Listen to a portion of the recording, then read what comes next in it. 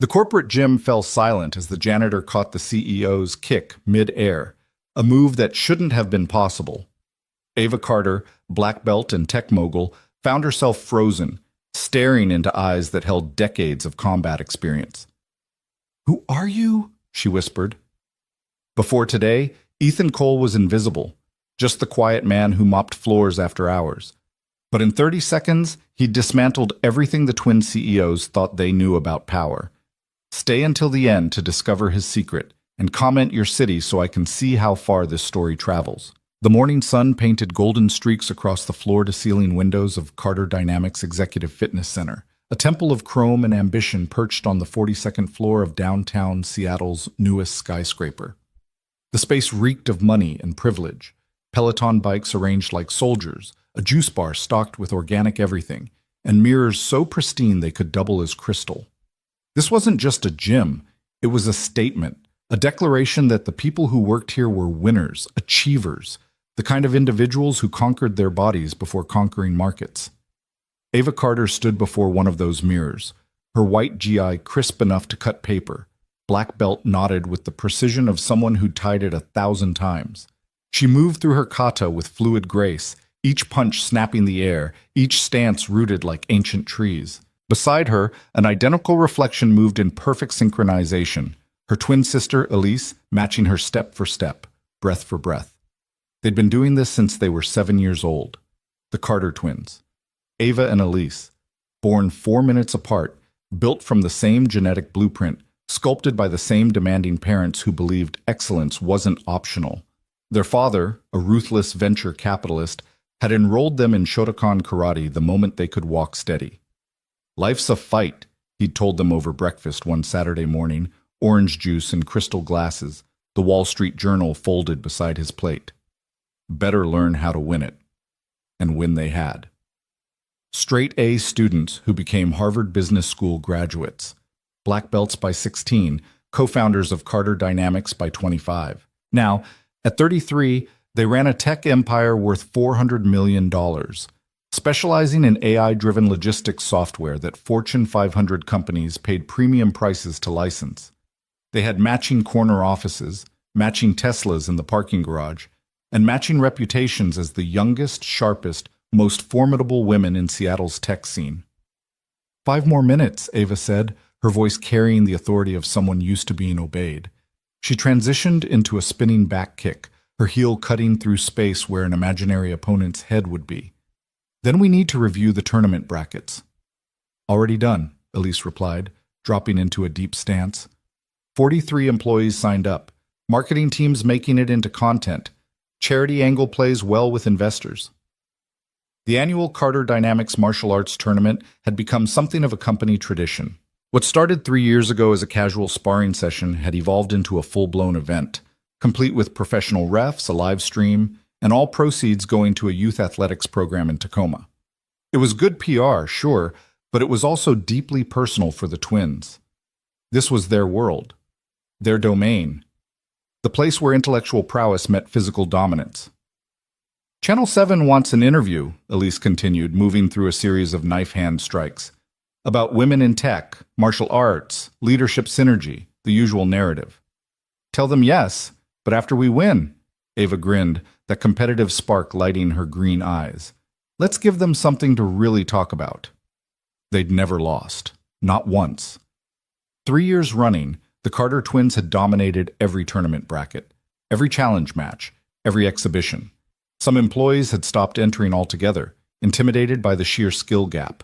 Others kept trying, kept training, kept hoping that maybe this year would be different. It never was. The gym door whispered open on expensive hinges. Neither twin looked up immediately. They were deep in their routine, focused, centered, breathing synchronized with movement. But in the mirror's reflection, a figure entered carrying a yellow mop bucket on wheels, the kind with a ringer attachment that squeaked slightly. Gray coveralls, work boots worn soft at the toes, a maintenance badge clipped to the chest pocket. Ethan Cole, the janitor. He'd been with the company for 8 months now, hired through the building's contracted cleaning service. The twins had seen him countless times, always in the periphery, always quiet, always working. He emptied trash bins during board meetings, cleaned the executive kitchen after catered lunches, mopped the marble lobby before dawn. Invisible labor performed by an invisible man, the kind of person executives looked through rather than at. Ava had spoken to him exactly twice. Once to ask if he could clean the gym earlier in the morning, before her workout. Once to mention that someone had spilled coffee in the women's restroom. He'd nodded both times, said yes ma'am, in a voice barely above a whisper, and handled it. Efficient. Forgettable. Elise had never spoken to him at all. He pushed the mop bucket toward the far corner now, moving with that same quiet efficiency, those same economical movements.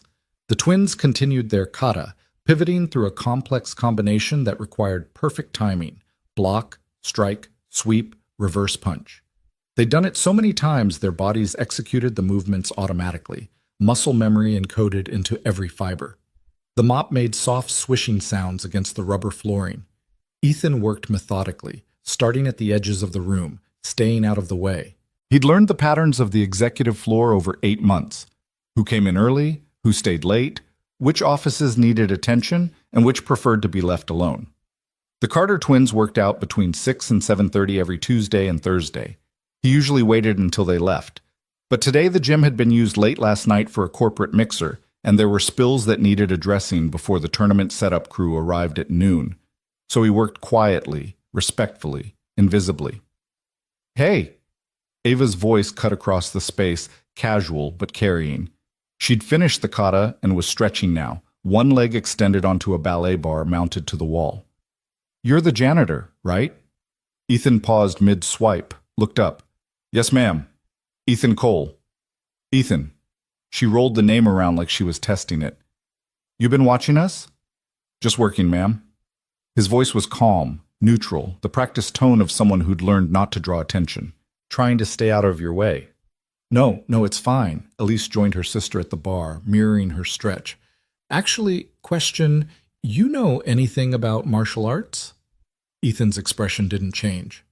A little. A little? Ava grinned, that competitive gleam intensifying. Like, you took a class once, or something like that. The twins exchanged a glance. That wordless communication that came from sharing a womb, sharing a childhood, sharing everything. There was mischief in that glance. Opportunity. The tournament was today, and they were feeling good, feeling confident, feeling like showing off just a little. You should join, Elise said, making it sound spontaneous even though the idea was already crystallizing between them. The tournament. This afternoon. Ethan shook his head gently. I appreciate it, but I'm working. We'll get you coverage. Ava pulled her leg higher, demonstrating flexibility that would make a gymnast jealous. Come on. It's for charity. Youth athletics program. Kids who can't afford equipment. Lessons. Every entry fee goes straight to them. I'm sure you two don't need another competitor. Actually, we're a bit short. Elise leaned into her stretch, casual as discussing lunch plans. A few people dropped out last minute, and honestly, it'd be fun. We could use some fresh sparring. Fun. The word hung there, loaded with subtext neither twin was quite saying aloud. They weren't being malicious, not really, just confident, maybe overconfident. They'd beaten software engineers who trained on weekends, marketing directors who took kickboxing classes, a finance VP who'd studied judo in college. What was one more? And there was something appealing about the optics, wasn't there? The CEOs who didn't just dominate the boardroom but connected with every level of their company, inclusive, down to earth. The kind of leaders who'd spar with the janitor and probably win graciously, making him feel welcomed even in defeat. Ethan set the mop in the bucket, straightened slowly. He was taller than he looked when hunched over cleaning, maybe 6'1", lean build under those coveralls. His face was weathered in a way that spoke of sun and wind, lines at the corners of his eyes that could have been from smiling or squinting at distant horizons. His hair was mostly gray, cut military short. His hands, resting at his sides, were calloused and scarred in ways that didn't come from pushing mop buckets. I wouldn't want to take a spot from someone who's been training, he said quietly. Oh, don't worry about that, Ava waved dismissively. We're not looking for professionals, just people who want to try, challenge themselves. And the entry fee is only $50, all for the kids. Ethan studied them for a long moment. There was something in his gaze, something the twins couldn't quite identify. Not fear, not excitement. Something older. Something that had seen things and chosen silence over stories. Tell you what, Elise said, warming to the idea now, her competitive instinct fully engaged. How about a preview? Right now. Just a quick round, nothing serious. If you can land a single clean technique on either of us, we'll waive your entry fee. If not, you sign up anyway and give the $50 to charity.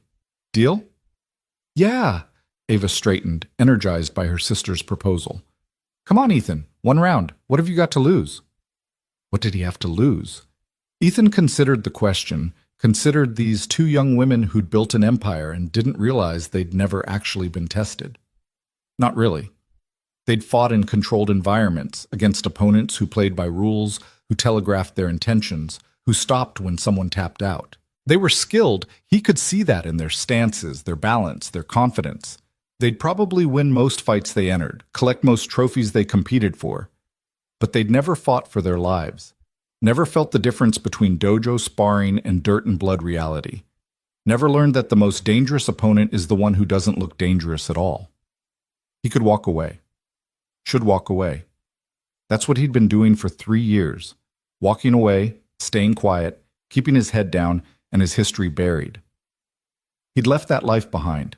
Left it in the mountains of Afghanistan, in the training compounds of Fort Bragg, in the faces of young soldiers he'd taught to survive what was coming for them. But there was something in the twins' easy confidence that tugged at something old inside him. Not anger, not ego. Just a teacher's instinct that recognized students who needed a lesson they didn't know they needed. All right, he said softly. One round. The gym's energy shifted immediately. Ava clapped her hands once, sharp and delighted. Yes! Okay, let me record this. She pulled out her phone from the pocket of her GI. For the company feed. This is going to be gold. Make sure you get his good side, Elise joked, rolling her shoulders, shaking out her arms. She stepped onto the main mat area, padded flooring designed specifically for martial arts, blue and red sections marking sparring zones. Rules are simple, Ethan. Light contact, control your strikes, tap out if you need to. We're not trying to hurt anyone. Appreciate that, Ethan said. He walked to the edge of the mat, unlaced his work boots, set them aside neatly. Peeled off his coveralls. Underneath he wore simple gray athletic clothes, the kind sold in 3-packs at discount stores. His arms were lean, corded with muscle that came from use rather than vanity. Scars traced his forearms, thin white lines, stories written in scar tissue. Ava positioned herself with her phone, framing the mat. Okay, I'm recording. Elise, try not to destroy him too fast. We need at least 30 seconds of content. Elise grinned, stepping into her fighting stance. Left foot forward, weight balanced, hands up but loose. Tournament ready. Championship form. She'd beaten men twice her size with this stance, this technique, this absolute confidence in her training. Ethan stepped onto the mat and bowed. It was a small gesture, traditional, the kind of thing they'd done 1,000 times in their own training. But something about the way he did it made both twins pause. The bow wasn't ceremonial. It was precise, exact. The kind of movement that came from decades of repetition, from training so deeply embedded it became instinct. He straightened and settled into a stance that looked almost casual, feet shoulder-width apart, hands at his sides, weight centered. No guard, no obvious preparation. Just standing there, comfortable and calm, like he was waiting for a bus. You sure you want to start like that? Elise asked, circling slightly. I mean, you might want to put your hands up. I'm good, Ethan said. His voice remained quiet, but there was something underneath it now, not threat, not challenge, just certainty. The absolute confidence of someone who knew exactly what was about to happen. Elise moved first, a testing jab, fast but controlled, checking his reaction time. Ethan swayed backward an inch, just enough, and her fist cut air. She followed with a low kick, sweeping toward his lead leg. He lifted his foot slightly, let it pass underneath, set it down in exactly the same spot. Okay, not bad, Elise said, her competitive spirit fully engaged now. She accelerated, throwing a combination she'd practiced 10,000 times. Jab, cross, hook, spinning back kick. Tournament-winning sequence. She'd scored knockouts with this combination, collected trophies, made opponents quit. Ethan moved like water. He didn't block in the traditional sense, didn't meet force with force. He just wasn't where her strikes arrived. Slight weight shifts. Minimal movement. Each attack missing by fractions of inches, Elise punching and kicking through space that had contained a human being milliseconds before. It was like fighting smoke, like hitting shadows. What the? Elise reset, breathing harder than she expected. Okay, you've got some moves. Want me to step in? Ava called from behind her phone, filming everything. There was less amusement in her voice now, more focus. No, I've got this. Elise adjusted her approach, moving from external attacks to grappling range. If she couldn't hit him, she'd take him down. She shot in fast, dropping her level, reaching for a double-leg takedown that had worked against bigger, stronger opponents. Get him on the ground, establish position, game over. Ethan's knee came up, not hard. He pulled it, controlled it, let it just touch her forehead as she came in. A warning tap. A message that said, "You'd be unconscious right now if I'd wanted it." Elise froze, still bent forward, feeling that knee resting against her skull. You okay? Ethan asked, genuine concern in his voice. He stepped back, giving her space. She straightened slowly, face flushed. Not from exertion, from realization. From the sudden, unwelcome understanding that she hadn't been fighting an equal. She'd been fighting someone so far above her level that he was showing restraint, pulling techniques, teaching rather than defeating. How did you... she started. My turn, Ava said, setting her phone down, her competitive fire fully ignited now. If her twin couldn't tag him, she would. They were identical in skill, identical in training. What one couldn't do, the other could. That's how it had always worked. She stepped onto the mat, settling into the same stance as her sister. Elise moved off, still processing what had just happened, still feeling that phantom knee against her forehead. You're fast, Ava said, circling Ethan. Real fast. But everyone's got tells. Everyone telegraphs something. That's true, Ethan agreed. He maintained his casual stance, hands still at his sides. Ava attacked without warning, no prep, no tell, just explosive movement. Side kick aimed at his ribs, then immediately transitioning to a spinning back fist. Different approach than her sister, more deceptive, more willing to sacrifice form for surprise. She'd always been the slightly more unpredictable twin, the one who took risks, who trusted instinct over technique. Ethan redirected the kick with an open palm, gentle but firm, sending her spinning wider than she intended. She recovered quickly, impressively, using the momentum to launch into a jumping round kick. Flashy, athletic. The kind of technique that looked amazing in demonstrations and could actually work against most opponents. He caught her ankle mid-air, just reached up and grabbed it, casual as plucking an apple from a tree, held it there, suspending her in an awkward one-legged balance. She hopped on her standing leg, trying to pull free, trying to figure out how she'd gotten caught. His grip wasn't painful, wasn't even that tight, but it was absolutely immovable. Okay, she said, breathless. Okay, point made. You can... He lowered her foot carefully to the mat, making sure she was stable before releasing. Ava stepped back, chest heaving, staring at him with an expression that had cycled through confusion, frustration, and was landing somewhere near respect. Who the hell are you? I cleaned the building, Ethan said simply. Bullshit. Elise had found her voice again, had moved closer to the mat. Nobody moves like that from a little training. That's professional level stuff. The gym door opened again. Marcus Webb stepped through, Carter Dynamics head of security, a mountain of a man who'd spent 20 years in the Marine Corps before transitioning to corporate protection. He was carrying a protein shake and wearing workout gear, clearly planning to use the gym before his shift started. He saw the scene. The twins on the mat, breathing hard, staring at a man in gray clothes, and almost turned around. Then he actually looked at the man. His protein shake hit the floor, plastic bottle bouncing, chocolate-flavored liquid spreading across expensive tile. Sir, Marcus said, his voice strangled, his entire body snapping to attention like muscle memory had hijacked his nervous system. Sir, I didn't know you were Colonel Cole? The temperature in the room dropped 10 degrees. Both twins turned to look at Marcus, then at Ethan, then back at Marcus. The head of security, the man they'd hired specifically because of his Marine Corps background, his combat experience, his unshakable calm, was standing at attention like a recruit facing a general inspection. "Marcus," Ethan said quietly, a note of resignation in his voice. "It's been a while." 17 months, sir. Not since—" Marcus trailed off, seemed to remember where he was. Who was listening? "I didn't recognize you. The civilian clothes, I should have, but it's fine." Ethan's voice carried gentle authority, the kind that eased tension rather than demanded obedience. "I'm retired. Just Ethan now." "Colonel?" Ava's voice cut through the moment, sharp with confusion and dawning realization. "Marcus, what are you talking about? This is Ethan Cole. He's a janitor. He works for the cleaning service."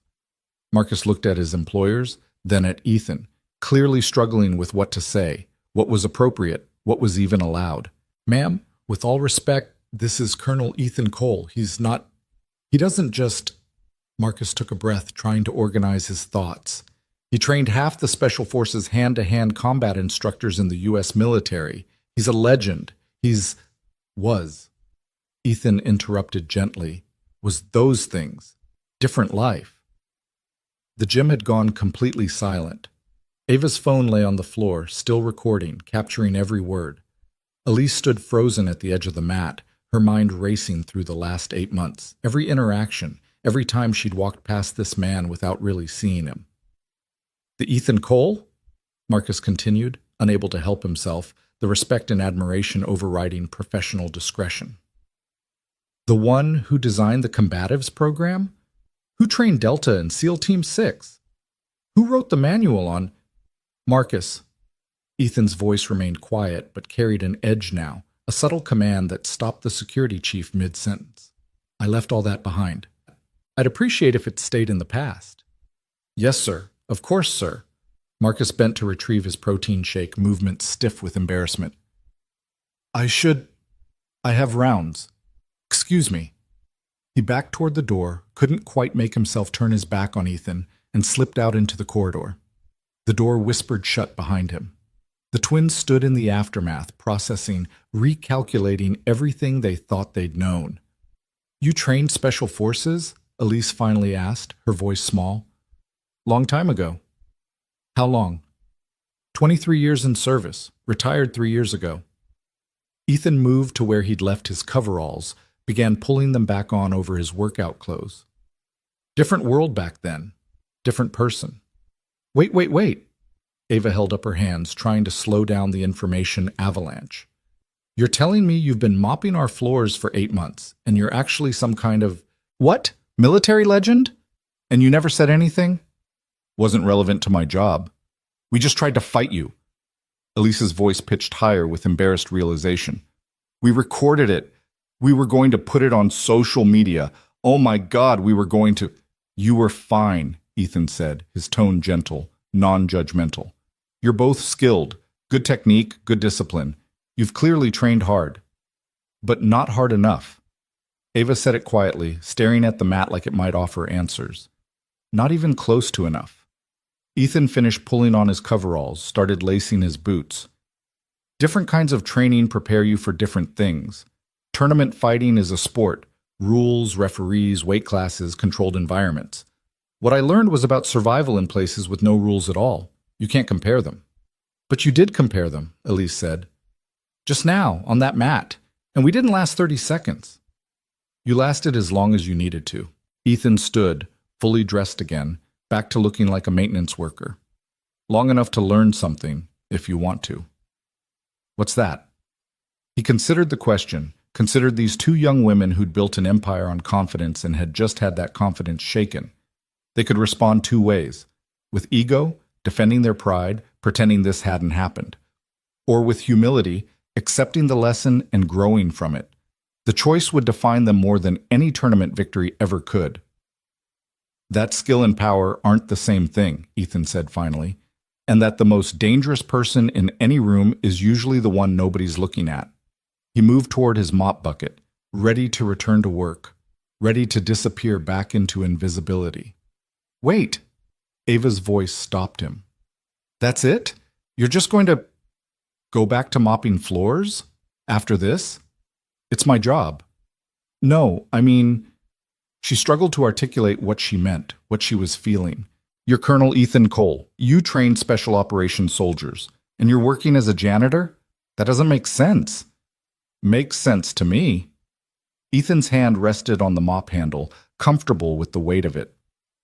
I spent 23 years preparing people for violence, teaching them to hurt, to survive, to kill when necessary. I was good at it, maybe too good. And after a while, you look at yourself in the mirror and wonder if that's all you are. A weapon maker, a violence teacher. So you quit? Elise asked. I retired. There's a difference. His eyes grew distant, seeing something beyond the gym's walls. Lost my brother in Kandahar, IED. He was the one who convinced me to enlist in the first place, back when we were kids. After he died, I started asking questions. What was I doing? Who was I helping? What was I building versus what was I destroying? The twins listened, silent now, recognizing that they'd stumbled into something deeper than a sparring match, something more real than corporate competition. I could have taken another command, Ethan continued. Pentagon wanted me in D.C., training the next generation of trainers. Good money, good prestige, good retirement. But I looked at that offer and realized I'd just be perpetuating the same cycle, creating more people like me, teaching more people to fight, and I was tired. Tired of violence, tired of loss, tired of being Colonel Cole. So, you became a janitor, Ava said, not mocking now, trying to understand. I became someone who cleans up messes instead of making them. Someone who helps maintain spaces where people work, create, build things. It's simple. It's honest. It's quiet. He smiled slightly. And nobody bothers you. Nobody asks you to train them to hurt people. Until we did, Elise said softly. Until you did. Silence settled over the gym again, but it was different now. Contemplative rather than shocked. Thoughtful rather than stunned. Ava picked up her phone from the floor, looked at the recording still running. Without hesitation, she deleted it. I'm sorry, we were being arrogant, treating you like entertainment. Like your skills were something for us to test ourselves against. You didn't know. That's not an excuse. Elise moved closer, not crowding, but closing the distance between executive and employee, between different worlds. We should have treated you with respect regardless of your background. That's on us. Ethan studied them both, seeing something shift in their expressions, their postures. Pride transforming into something more valuable. Humility. It was a rare thing in corporate America, in places where image and dominance and never showing weakness became armor that people forgot they were wearing. The tournament, he said suddenly. This afternoon. You two are competing? We were planning to, Ava said. Though, honestly, after this, I'm not sure I want to. You should. Ethan's voice was firm, not commanding, but encouraging. You've both trained hard. You've got good skills. Don't let one sparring session shake your confidence. Easy for you to say. You didn't get dismantled in under a minute. I've been dismantled plenty of times. Ethan's smile was genuine now, remembering. My first hand-to-hand instructor was a Filipino woman named Rosa Santos. 5'0", 62 years old, taught Kali and Eskrima. I was a cocky 21-year-old Special Forces candidate, all muscles and confidence. She put me on my ass 17 times in our first session. I stopped counting after that. What did you do? I learned, listened, checked my ego at the door, and accepted that I was a beginner facing a master. Best thing that ever happened to my training. He gestured to the mat. This tournament, it's not about proving you're the best. It's about testing yourself, learning, growing. You want to honor all that training you've done? Step onto that mat this afternoon and compete. Not to dominate, to learn. The twins exchanged another glance, that wordless communication flowing between them. Would you? Elise started, then stopped, unsure if she should ask. Would I what? Would you consider helping us train? I mean, not right now, obviously, but maybe... She trailed off, suddenly aware of how presumptuous the request might sound. Sorry, that's probably... I'll think about it, Ethan said, surprising himself with the answer. He'd sworn off teaching, sworn off anything that resembled his old life. But there was something about these two. Their willingness to learn, their ability to set aside ego when confronted with truth.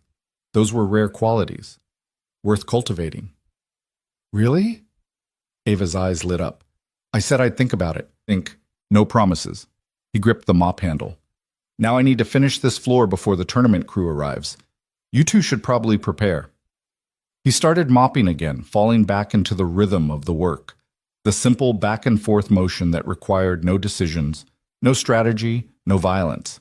Just clean water and dirty floors and the satisfaction of making things a little bit better than they were. The twins gathered their things slowly, still processing, still recalibrating their entire understanding of the world and their place in it. As they reached the door, Elise turned back. Ethan? He looked up from his mopping. Thank you. For the lesson, for your honesty. She paused. And for your service. I know that's probably something you've heard a million times, but thank you. He nodded, accepting the gratitude without commentary. Some things didn't need words.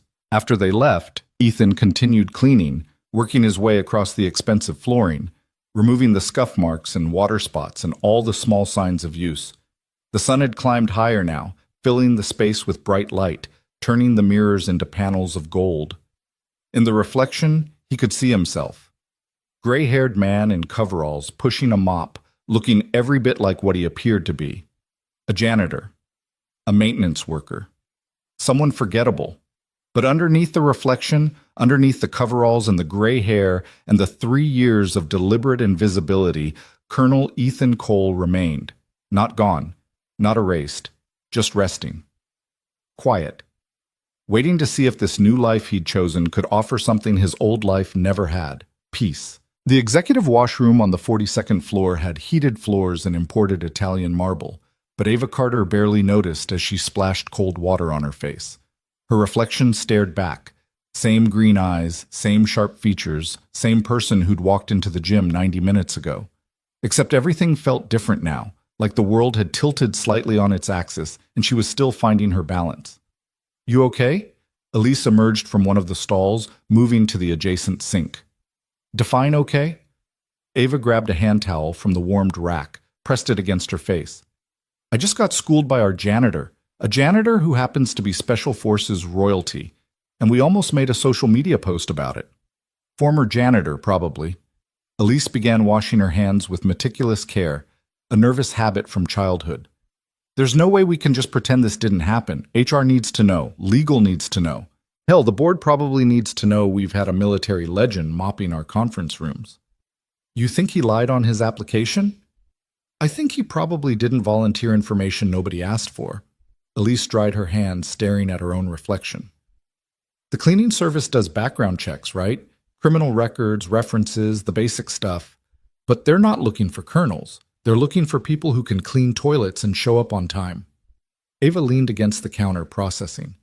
Marcus called him a legend, trained half the Special Forces instructors. What does that even mean? Like he's the guy who taught the guys who teach the guys? Something like that.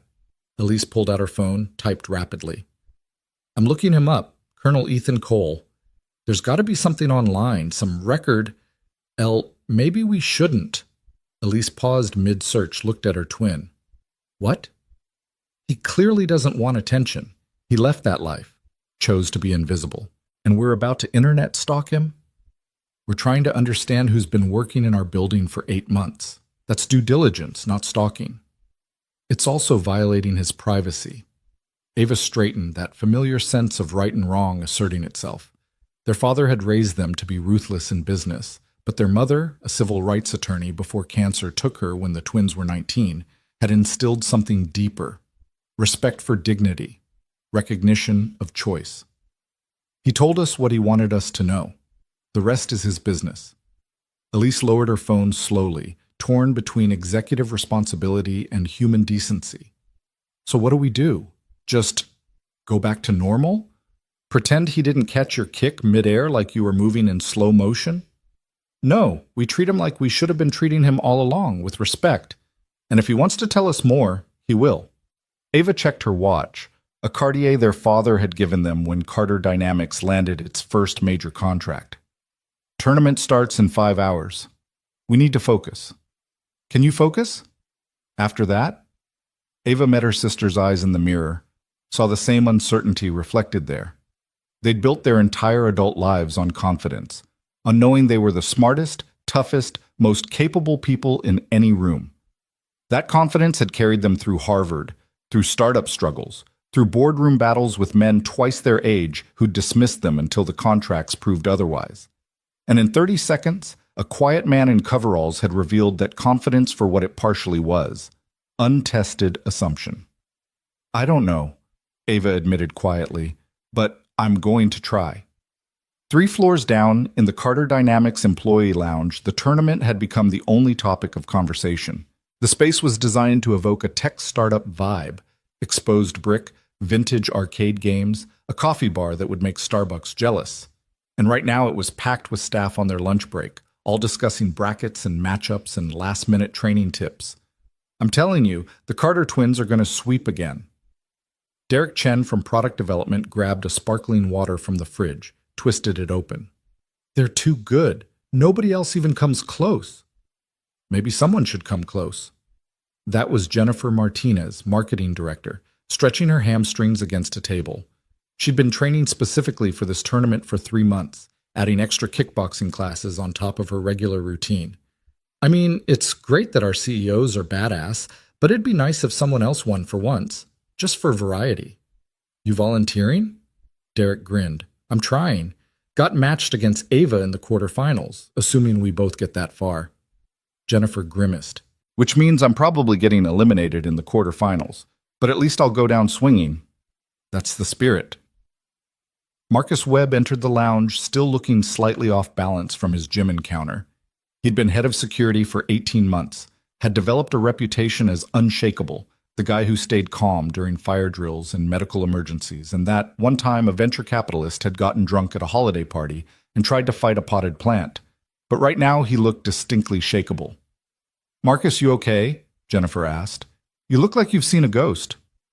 Something like that. Marcus grabbed coffee from the bar, added cream with hands that weren't quite steady. Just got reminded that you never really know who's around you, the invisible people, the ones we don't notice. That's oddly philosophical for a Tuesday morning. Marcus sipped his coffee, chose his words carefully. You ever work with someone for months, see them every day, and then find out they're completely different from who you thought they were? You mean like when we found out Karen from accounting had a secret life as a competitive ballroom dancer? Derek laughed. That was wild. Bigger than that. Marcus set down his cup. More like, finding out the quiet guy in the corner is actually a world-class expert in something you didn't know existed. The conversation paused, people sensing something more serious beneath the vague words. This about someone here? Jennifer asked. Doesn't matter. Marcus forced a smile, shifted back into professional mode. Just a reminder to treat everyone with respect, you know? You never know what people's stories are, what they've done, what they're capable of. He left before anyone could ask follow-up questions, heading back to his rounds, still processing the fact that he'd been sharing an elevator with Colonel Ethan Cole for 18 months without recognizing him. In the Marines, Marcus had been a platoon sergeant, had seen combat in Iraq and Afghanistan, had trained with some of the best fighters the military produced. And the man who'd taught many of those fighters had been mopping the floor outside Marcus's office. It made him reconsider everything, every time he'd nodded at Ethan in passing, every time he'd handed him a trash bag that needed replacing, every casual interaction that had been one-sided because Marcus had never thought to actually see the person behind the coveralls. In the executive suite, Ava and Elise had returned to their respective offices, trying to focus on work. Emails needed answering, contracts needed reviewing. A conference call with Tokyo was scheduled for 2 o'clock, normal Tuesday operations for a multi-million-dollar company. But normal felt impossible now. Ava sat at her desk, staring at a profit-loss statement without actually reading it, her mind replaying the gym session. The way Ethan had moved, or hadn't moved. That casual stance, hands at his sides, like he was standing in line at a grocery store rather than facing a black belt. And then the effortless defense, the gentle control, The way he'd caught her sister's ankle like plucking a flower. Her phone buzzed. Text from Elise. Did you notice his hands? Ava replied, What about them? Scars. Lots of them. Not from mopping floors. Combat? Probably. Made me wonder what else we don't see. How many other people are walking around with entire lives we know nothing about? Ava set down her phone, looked around her office. Corner suite, floor-to-ceiling windows overlooking Puget Sound, modern furniture that costs more than most people's cars. Success made visible. Achievement on display. But what if success wasn't always visible? What if the most accomplished people were the ones who chose invisibility? The thought unsettled her in ways she couldn't quite articulate. Her desk phone rang, internal line. She picked up. Ava Carter. Miss Carter, this is Denise from HR. The voice was professional but slightly uncertain. Do you have a moment? There's a situation I wanted to bring to your attention. Ava's stomach tightened. What kind of situation? It's about one of our contracted maintenance staff, Ethan Cole. His supervisor from the cleaning service just called, said there was an incident this morning, something about him being in the gym during your workout session. There was no incident, Denise. He was doing his job. Right, but the supervisor seemed concerned that Mr. Cole might have been inappropriate. She used the word confrontation and wanted to apologize on behalf of the service if he'd been disruptive, or he wasn't disruptive. Ava's voice sharpened with protective instinct she hadn't known she possessed. In fact, he was completely professional. If anything, my sister and I were the ones who interrupted his work. Is there a problem? Silence on the line, the sound of papers shuffling. No problem, exactly, but I'm required to document any reported incidents involving contractors and executives. Policy. Just need to confirm that no hostile interaction occurred. No hostile interaction occurred. Mr. Cole was polite, professional, and accommodating. You can document that. Understood. Thank you, Ms. Carter. Another pause. Though, off the record, his supervisor mentioned you might have been sparring with him. I know that sounds strange, but off the record, Denise, Mr. Cole has an extensive background in martial arts. My sister and I asked if he'd do a quick demonstration. He agreed. It was educational and entirely consensual. Anything else? No, ma'am. Just wanted to make sure everything was okay. After hanging up, Ava immediately called her sister. Elise picked up on the first ring. HR just called me, Ava said without preamble. Ethan's supervisor reported an incident in the gym. Are you kidding me? Elise's frustration crackled through the line. We're the ones who pushed him to spar. We're the ones who... I know, I told HR it was our fault, but this is going to become a thing, Elle. People are going to ask questions. The story's going to spread. And Ethan clearly wants to avoid attention. So what do we do? Ava thought about it. About the man who'd chosen to mop floors instead of command respect, who deliberately made himself invisible because visibility came with expectations he no longer wanted to meet. They could protect that choice, or they could accidentally destroy it by treating him differently now, by making a big deal out of something he wanted to keep small. We do nothing, Ava decided. We treat him exactly like we should have been treating him before, as a valued member of our team. No special attention, no different behavior. We protect his privacy by not making it a thing. And the tournament?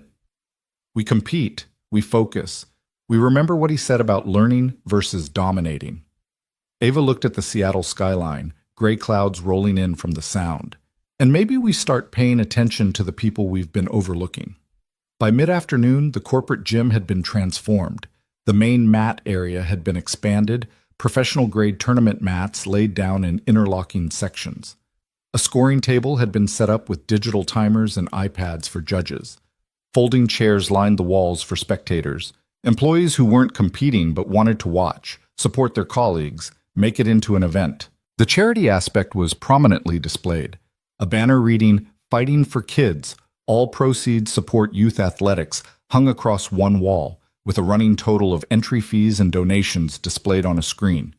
They'd already raised $12,000, enough to buy equipment for 2 entire recreation centers in Tacoma. Jennifer Martinez arrived early, dressed in her competition gi, a purple belt knotted at her waist. She'd been studying the brackets obsessively, trying to visualize her path through the tournament. First round against Tom from engineering, she could probably take him. Second round would be tougher, maybe Sarah from finance who'd done judo in college. And then, if she survived that far, the quarterfinals against Ava Carter. You ready?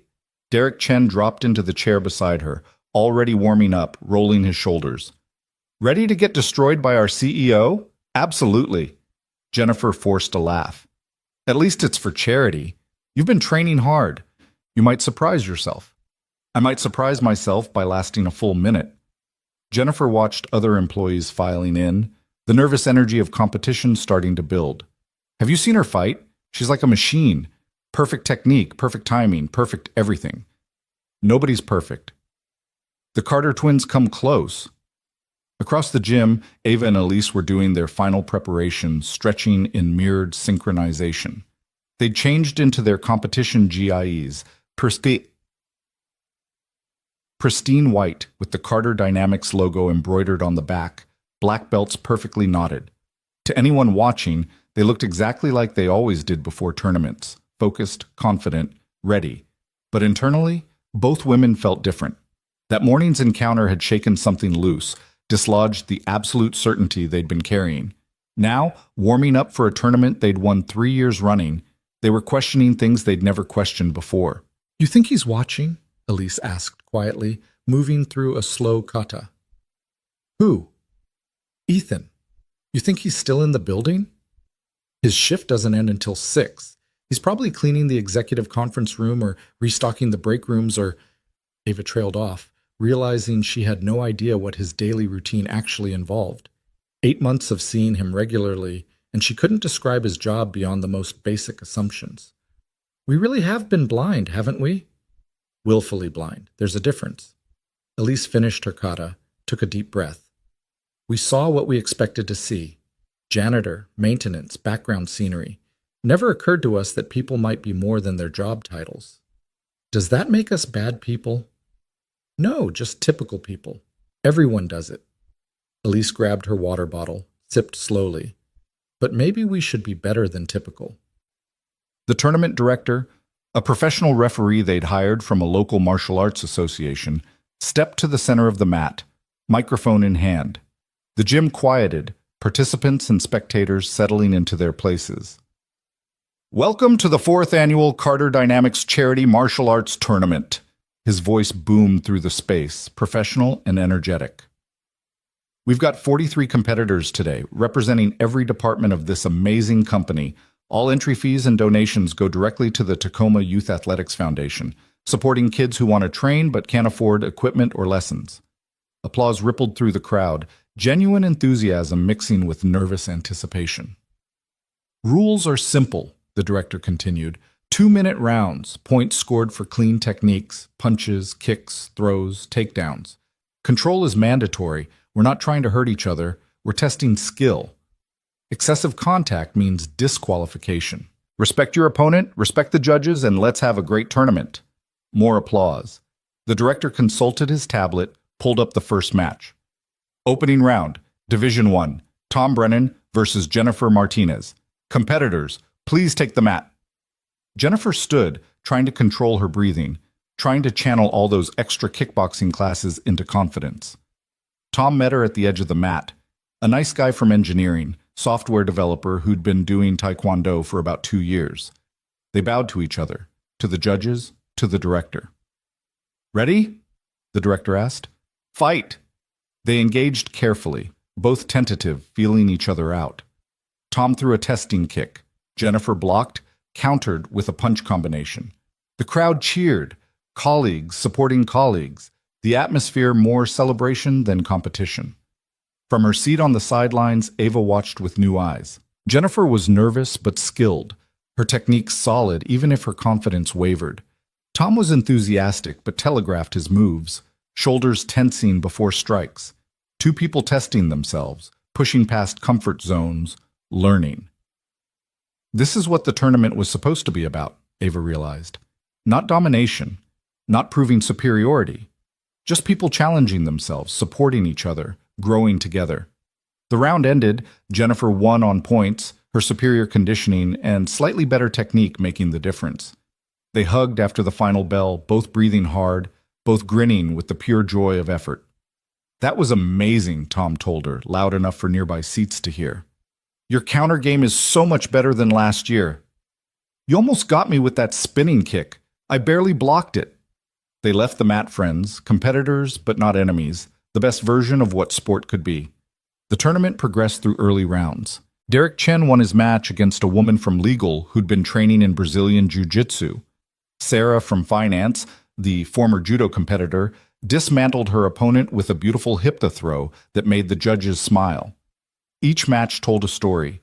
Training met opportunity, skill met heart, fear met courage. And then the director called. Division 1. Quarterfinal, Jennifer Martinez versus Ava Carter. The gym's energy shifted immediately. This was what people had been waiting for, the first appearance of one of the CEOs. Jennifer stood slowly, visibly steeling herself, knowing she was about to face someone on a completely different level. Ava rose from her seat, tried to find the right mindset, the right approach. Learning versus dominating, she reminded herself. This isn't about proving I'm better, it's about helping her learn. They met at the center of the mat, bowed. Up close, Ava could see the anxiety in Jennifer's eyes, the way her jaw was clenched too tight, her shoulders riding high with tension. Classic signs of someone expecting to lose, fighting against that expectation. Breathe, Ava said quietly, just between them. You've trained for this. Trust your training. Jennifer blinked, surprised by the encouragement. You're supposed to be intimidating me. Why? You're intimidating yourself enough already. Ava smiled, genuine warmth replacing her usual competitive intensity. Let's have a good match. Show me what you've got. The director signaled. They began. Ava had intended to take it easy, to give Jennifer opportunities to showcase her skills, to make it educational rather than embarrassing. But something shifted as they engaged.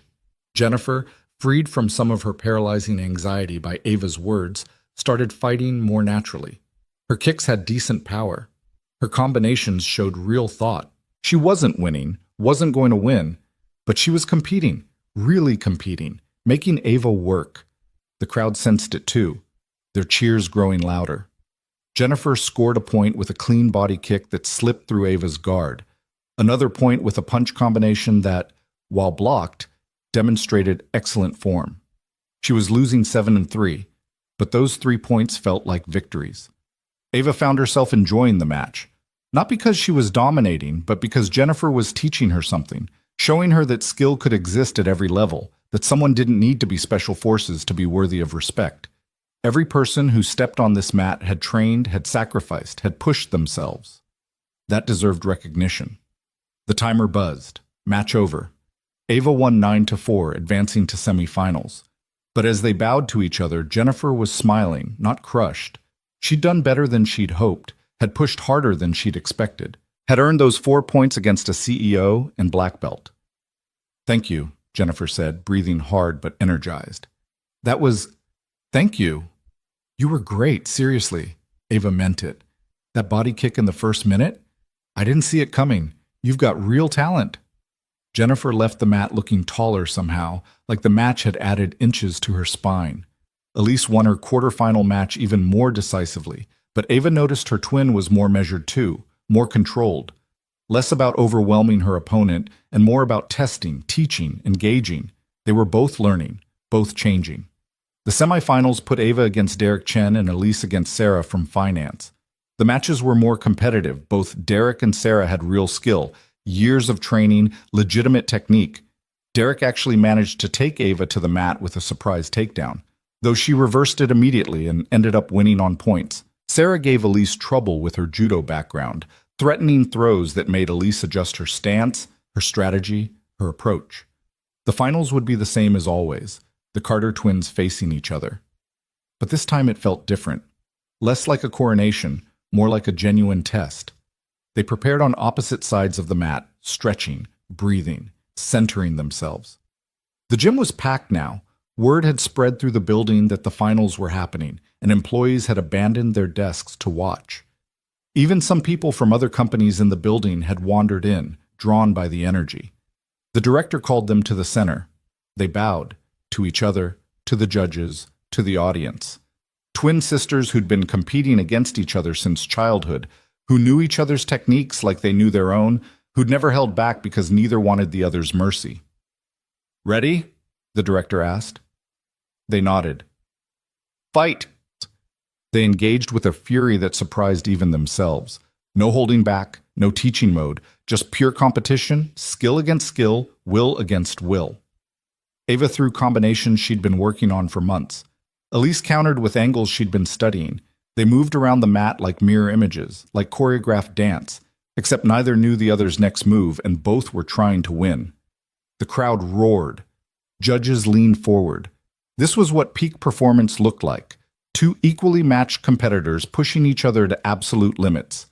First round ended 3-3, dead tie. They reset, breathing hard, eyes locked. Something passed between them. Not words, not even conscious thought. Just recognition. They were good. Really good.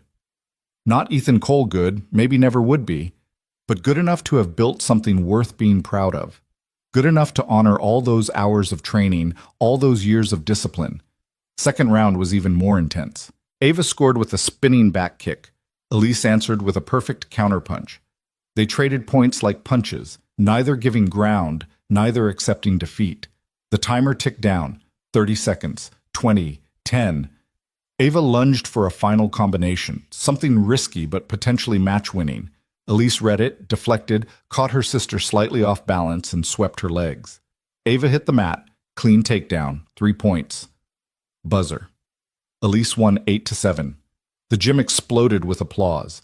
Both twins collapsed onto the mat, breathing hard, grinning at each other with exhausted respect. After 3 years of Ava winning their finals matches, Elise had finally broken through. Not because Ava had gone easy, because Elise had earned it. They helped each other up, hugged hard. "About damn time," Ava gasped into her sister's shoulder. "Took me long enough," Elise agreed. The trophy ceremony was warm and genuine. Elise accepted the first-place medal, Ava the second place, and Jennifer Martinez got third after winning the consolation bracket. The crowd cheered each winner, and the director announced the final fundraising total, $19,300 for the Tacoma Youth Athletics Foundation. As the gym began clearing out, people heading home or back to work, Ava found herself looking around, searching, wondering if Ethan had watched any of it, if he'd seen them compete, if he'd noticed the changes they'd tried to make in their approach. But there was no sign of him. Just the lingering scent of industrial floor cleaner and the knowledge that somewhere in this building, a legend was mopping floors and choosing invisibility over recognition. "We should find him," Elise said quietly, appearing beside her twin. "And say what?" "That we learned something, that we're trying to be better." Elise paused. "That we'd still like his help, if he's willing." They found him 20 minutes later on the 38th floor, restocking paper towels in a break room kitchenette. He looked up as they approached, still in their tournament GIs, medals hanging around their necks. "How'd it go?" he asked simply. "Good," Ava said. "Different. Better." She held up her silver medal. "I lost the finals." "To your sister?" "Yeah." "That's good. Keeps you both sharp." Ethan returned to his work, organizing supplies with the same precision he'd shown in every movement. "The tournament raised good money?" "Almost $20,000. Elise leaned against the doorframe. "Kids in Tacoma are going to get equipment, lessons, opportunities they wouldn't have had otherwise. That's what matters." Silence settled between them, comfortable but weighted with unspoken questions. The twins had come looking for him with speeches prepared, requests rehearsed, but standing here in this mundane break room watching him work, the speeches felt wrong, presumptuous. "The offer still stands," Ava finally said. "If you ever want to train us, teach us. We'd be grateful." Ethan considered this, hands still busy with paper towels and cleaning supplies. "What do you want to learn?" "Whatever you're willing to teach." That's not an answer. Teaching requires knowing what the student needs, what they're trying to achieve. He looked at them directly now, those weathered eyes seeing through corporate titles to the actual people underneath. "Why do you train? Both of you, really?" The question landed heavier than it should have. Ava exchanged a glance with her sister, realized they'd never actually articulated it.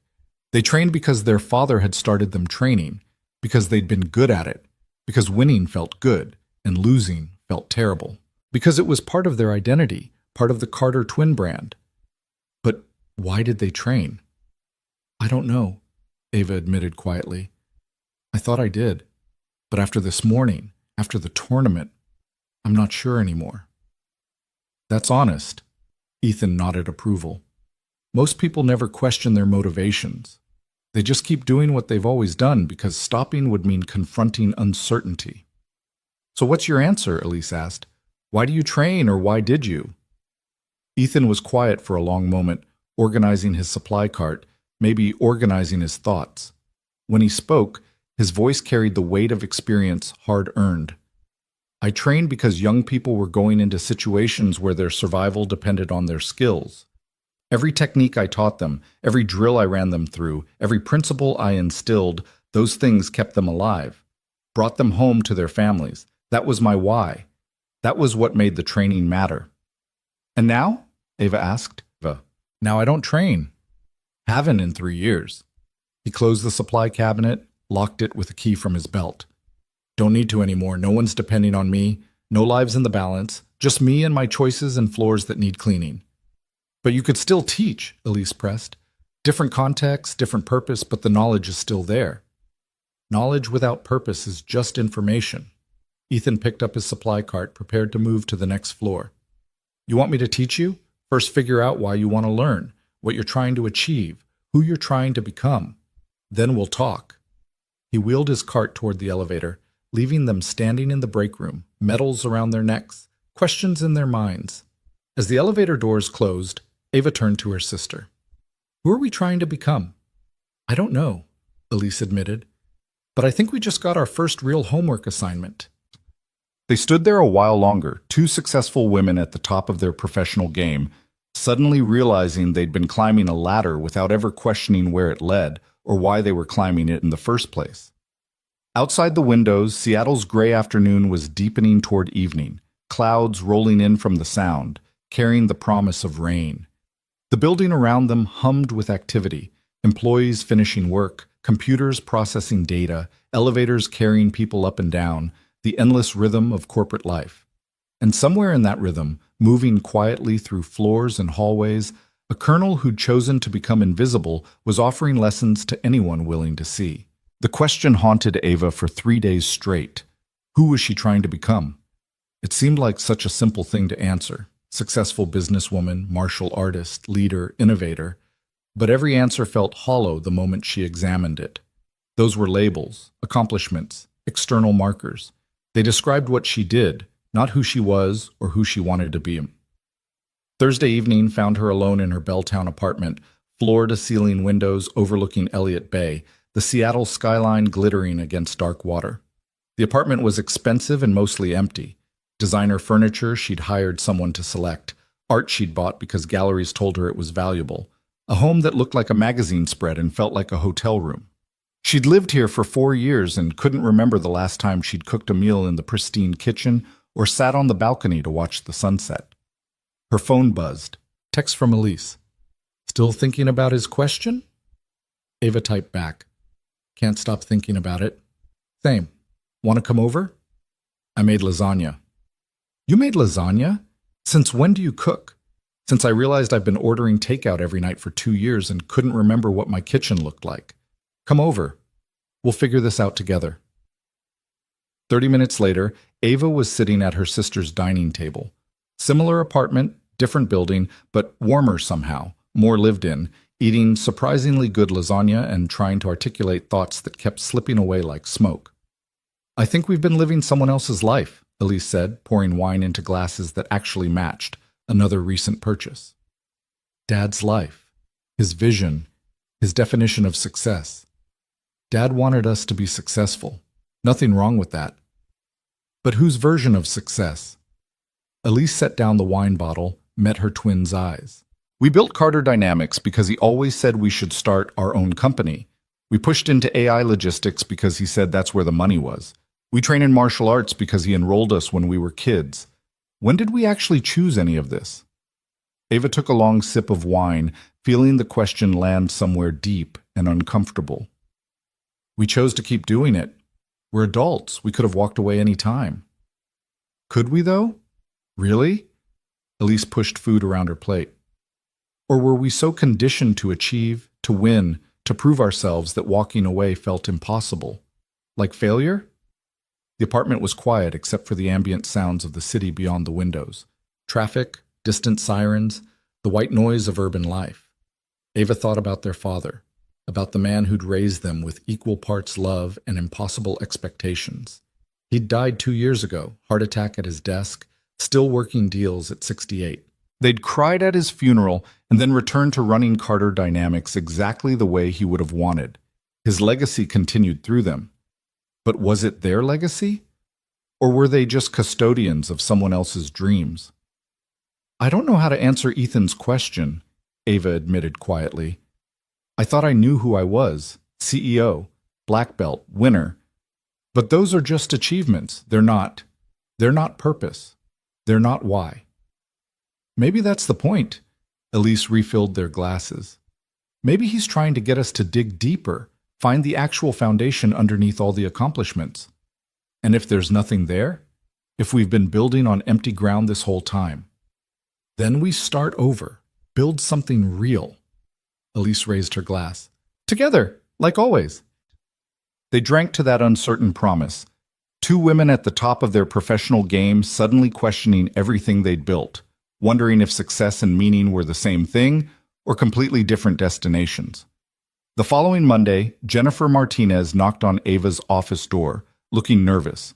She'd been marketing director for 3 years, had helped Carter Dynamics land major clients with campaigns that were equal parts smart and creative.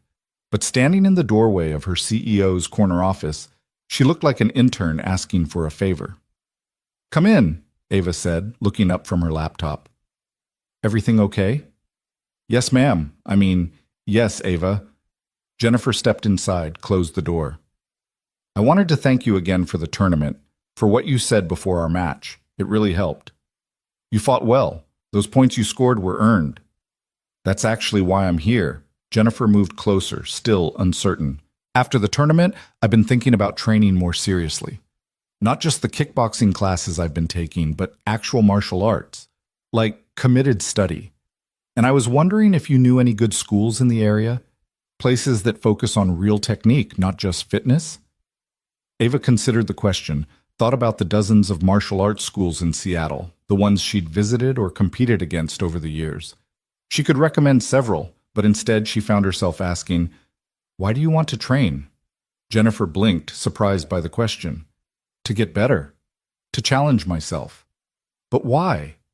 What are you trying to achieve? Who are you trying to become?" The words were Ethan's, but speaking them herself, Ava realized she was asking Jennifer to do the work she hadn't done yet, to articulate purpose before pursuing achievement. It felt hypocritical and necessary in equal measure. I'm not sure how to answer that." Jennifer sat down in the chair across from Ava's desk. "I guess I just want to be stronger? More capable?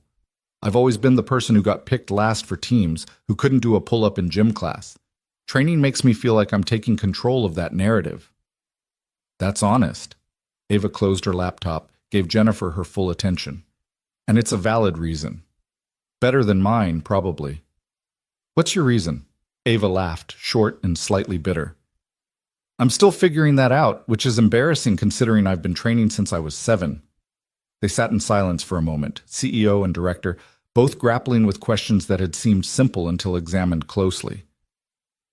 "There's someone," Ava said slowly, making a decision even as she spoke. "Someone who might be able to help both of us. But I need to ask him first if he's willing. Can I get back to you?" "Of course. Thank you." Jennifer stood, then paused. "Can I ask you something? Off the record?" "Sure." "Do you ever feel like you're supposed to have all the answers? Like you're the CEO, you're successful, you're this black belt champion. People look at you and assume you've got everything figured out. But what if you don't? What if you're still trying to figure out basic stuff and you can't admit it because everyone expects you to be perfect?" Ava felt something crack open in her chest, some sealed compartment where she'd been storing exactly that feeling for years. "Every single day," she admitted. Every day I wake up feeling like an imposter who's going to get discovered, like someone's going to realize I don't actually know what I'm doing, and everything will fall apart. Really? Jennifer's voice was small, vulnerable. But you built this company. You're so confident, so capable. I'm terrified most of the time. I just hide it well. Ava smiled, sad and genuine. The confidence is performance. The capability is practice. But underneath, I'm still figuring out who I am and what I'm doing and whether any of this matters. Jennifer absorbed this, seemed to stand taller somehow, like knowing her CEO shared her doubts made those doubts less shameful. Thank you for telling me that. I thought it was just me. Never just you. We're all making it up as we go. After Jennifer left, Ava sat alone in her office, staring at the Seattle skyline, thinking about masks and performances and the difference between looking successful and being whole. She'd spent so much energy maintaining the image of confidence that she'd forgotten it was supposed to be a reflection of something real, not a substitute for it. Her phone buzzed. Text from Marcus Webb. Need to talk when you have a minute. About Ethan. Ava's pulse quickened. Everything okay? Nothing bad. But something you should know. My office? 10 minutes later, Ava was sitting across from Marcus in the security office, a windowless room filled with monitors showing various angles of the building, lobby, parking garage, hallways, elevators. Marcus looked uncomfortable, like he was about to violate a confidence but felt obligated to speak anyway. I've been thinking about what happened last week, Marcus began. The gym situation. And I feel like I need to tell you more about Colonel Cole, about what he actually did, what he represents. You don't have to betray his privacy, Marcus. This isn't about privacy. It's about context. Marcus pulled up something on his computer, turned the monitor so Ava could see. It showed a military training manual cover. Modern Combative Systems, a comprehensive guide to hand-to-hand combat. The author was listed as Colonel Ethan Cole, along with several other military officials. He wrote the book, Marcus said quietly. Literally, the hand-to-hand combat system used by every special operations unit in the U.S. military. He designed it. The training protocols that turned regular soldiers into elite fighters. He created them. For 23 years, he was the guy who taught the guys who taught everyone else. Ava stared at the screen, processing. Why are you telling me this? Because I've been watching him all week, the way he moves through the building, the way people don't see him, and I realized something. He's not just choosing invisibility, he's perfected it. He's applying the same discipline and skill to being a janitor that he once applied to training warriors. And that's... Marcus paused, searching for words. That's either the saddest thing I've ever seen or the most profound. I can't decide which. What do you mean? I mean, most people who retire from high-level positions, especially military positions, they either coast on their reputation or they can't let go. They consult, they write memoirs, they give speeches, they find ways to stay relevant. But Colonel Cole? He completely erased himself. Went from legend to invisible in 3 years. That takes discipline most people don't have. Or desperation, Ava said quietly. Maybe he's running from something. From his past. From guilt or trauma or... maybe. Probably. Marcus closed the manual, leaned back in his chair. I served in the Marines for 20 years, saw combat, lost friends, came home with nightmares that took years to manage. And I still wanted to talk about it, still wanted people to know what I'd done, what I'd survived. The idea of completely hiding all that? I can't imagine it. So why would he? That's what I keep asking myself. Marcus looked at the security monitors, at Ethan moving through a hallway on the 35th floor, pushing his cart, invisible to the employees walking past him. And the only answer I can come up with is that he's either healing or hiding, or maybe both at the same time. Ava watched the monitor, watched Ethan stop to pick up a piece of trash someone had dropped, watched him continue on his route without expecting recognition or thanks. There was something almost meditative about his movements, like he'd found peace in routine, in simplicity, in the absence of expectation. He asked us to figure out why we train, Ava said, why we want to learn from him, said knowledge without purpose is just information. That sounds like him. He was always big on purpose, on understanding the why behind the what. Marcus smiled slightly. In training exercises, he'd stop everything if he sensed someone was just going through motions. Make them articulate why they were learning a technique, what situation would require it, what they were protecting. He said mindless repetition created habits, but conscious practice created warriors. What's the difference? Habits break under pressure. Warriors adapt. Marcus turned to face Ava directly. You want my advice? Figure out your why. Answer his question honestly. And if you do that, if you really dig deep and find something real, I think he'll teach you. Not because you're the CEO or because you ask nicely, but because he'll see someone genuinely trying to grow. And that's the only thing that ever motivated him, helping people become better versions of themselves. Ava left the security office with more questions than answers, but at least they were the right questions. She found Elise in the executive break room, brewing coffee from the expensive machine their father had insisted they needed, something Italian that cost more than most people's monthly rent. We need to do something, Ava said without preamble. Hello to you too. Elise poured coffee into 2 cups. Do what? Answer the question, really answer it. Why do we train? Who are we trying to become? Ava accepted the coffee, barely tasted it. I talked to Marcus. He told me more about Ethan, about what he actually accomplished. And I realized we've been treating this like a game, like we're collecting a famous teacher the way we collect trophies. But it's not about that. What's it about? I don't know yet, but I think we need to figure it out together, really examine our lives, our choices, our purpose. Everything. Elise studied her twin, saw the determination there, the vulnerability underneath it. That's terrifying. I know. It might mean realizing we've been wrong about fundamental things, that we've wasted years pursuing the wrong goals. I know that too. Okay? Elise set down her coffee cup. Where do we start? They started with the company itself. That evening, after most employees had left, the twins sat in the main conference room surrounded by whiteboards and markers writing out everything Carter Dynamics represented. Revenue numbers, client lists, employee count, market position. All the external measures of success they'd been chasing. $400 million valuation, Ava read from one whiteboard. But what does that actually mean? What does it do? It means we won, Elise said. By Dad's standards, by business standards. We built something valuable. But valuable to who? For what? Ava picked up a marker, started a new section. Means more efficient, saves them money, increases their profits. So we help rich companies get richer. Pretty much. Ava stepped back, looked at what they'd written. Is that enough? Is that a purpose worth dedicating our lives to? Elise was quiet for a long time, staring at the whiteboards, at the quantified success of their shared achievement. No, she finally said. It's not. It's fine. It pays the bills. It's what we're good at. But it's not. It's not meaningful. Not really. We're not changing lives. We're not helping people who need help. We're just optimizing systems for people who are already winning. So what do? Shut down the company? Give away all our money? No, but maybe we expand what the company does, what it stands for. Elise grabbed a marker, started writing on a fresh whiteboard.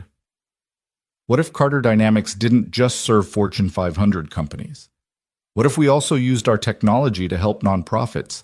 Schools, community organizations that can't afford expensive logistics software, but could really use it. That's not a terrible idea. Ava moved beside her sister, started adding to the list. We could create a foundation, pro bono services for qualifying organizations. Use our profits from corporate clients to subsidize free services for community groups. Turn our technical success into social impact. Give our work meaning beyond profit.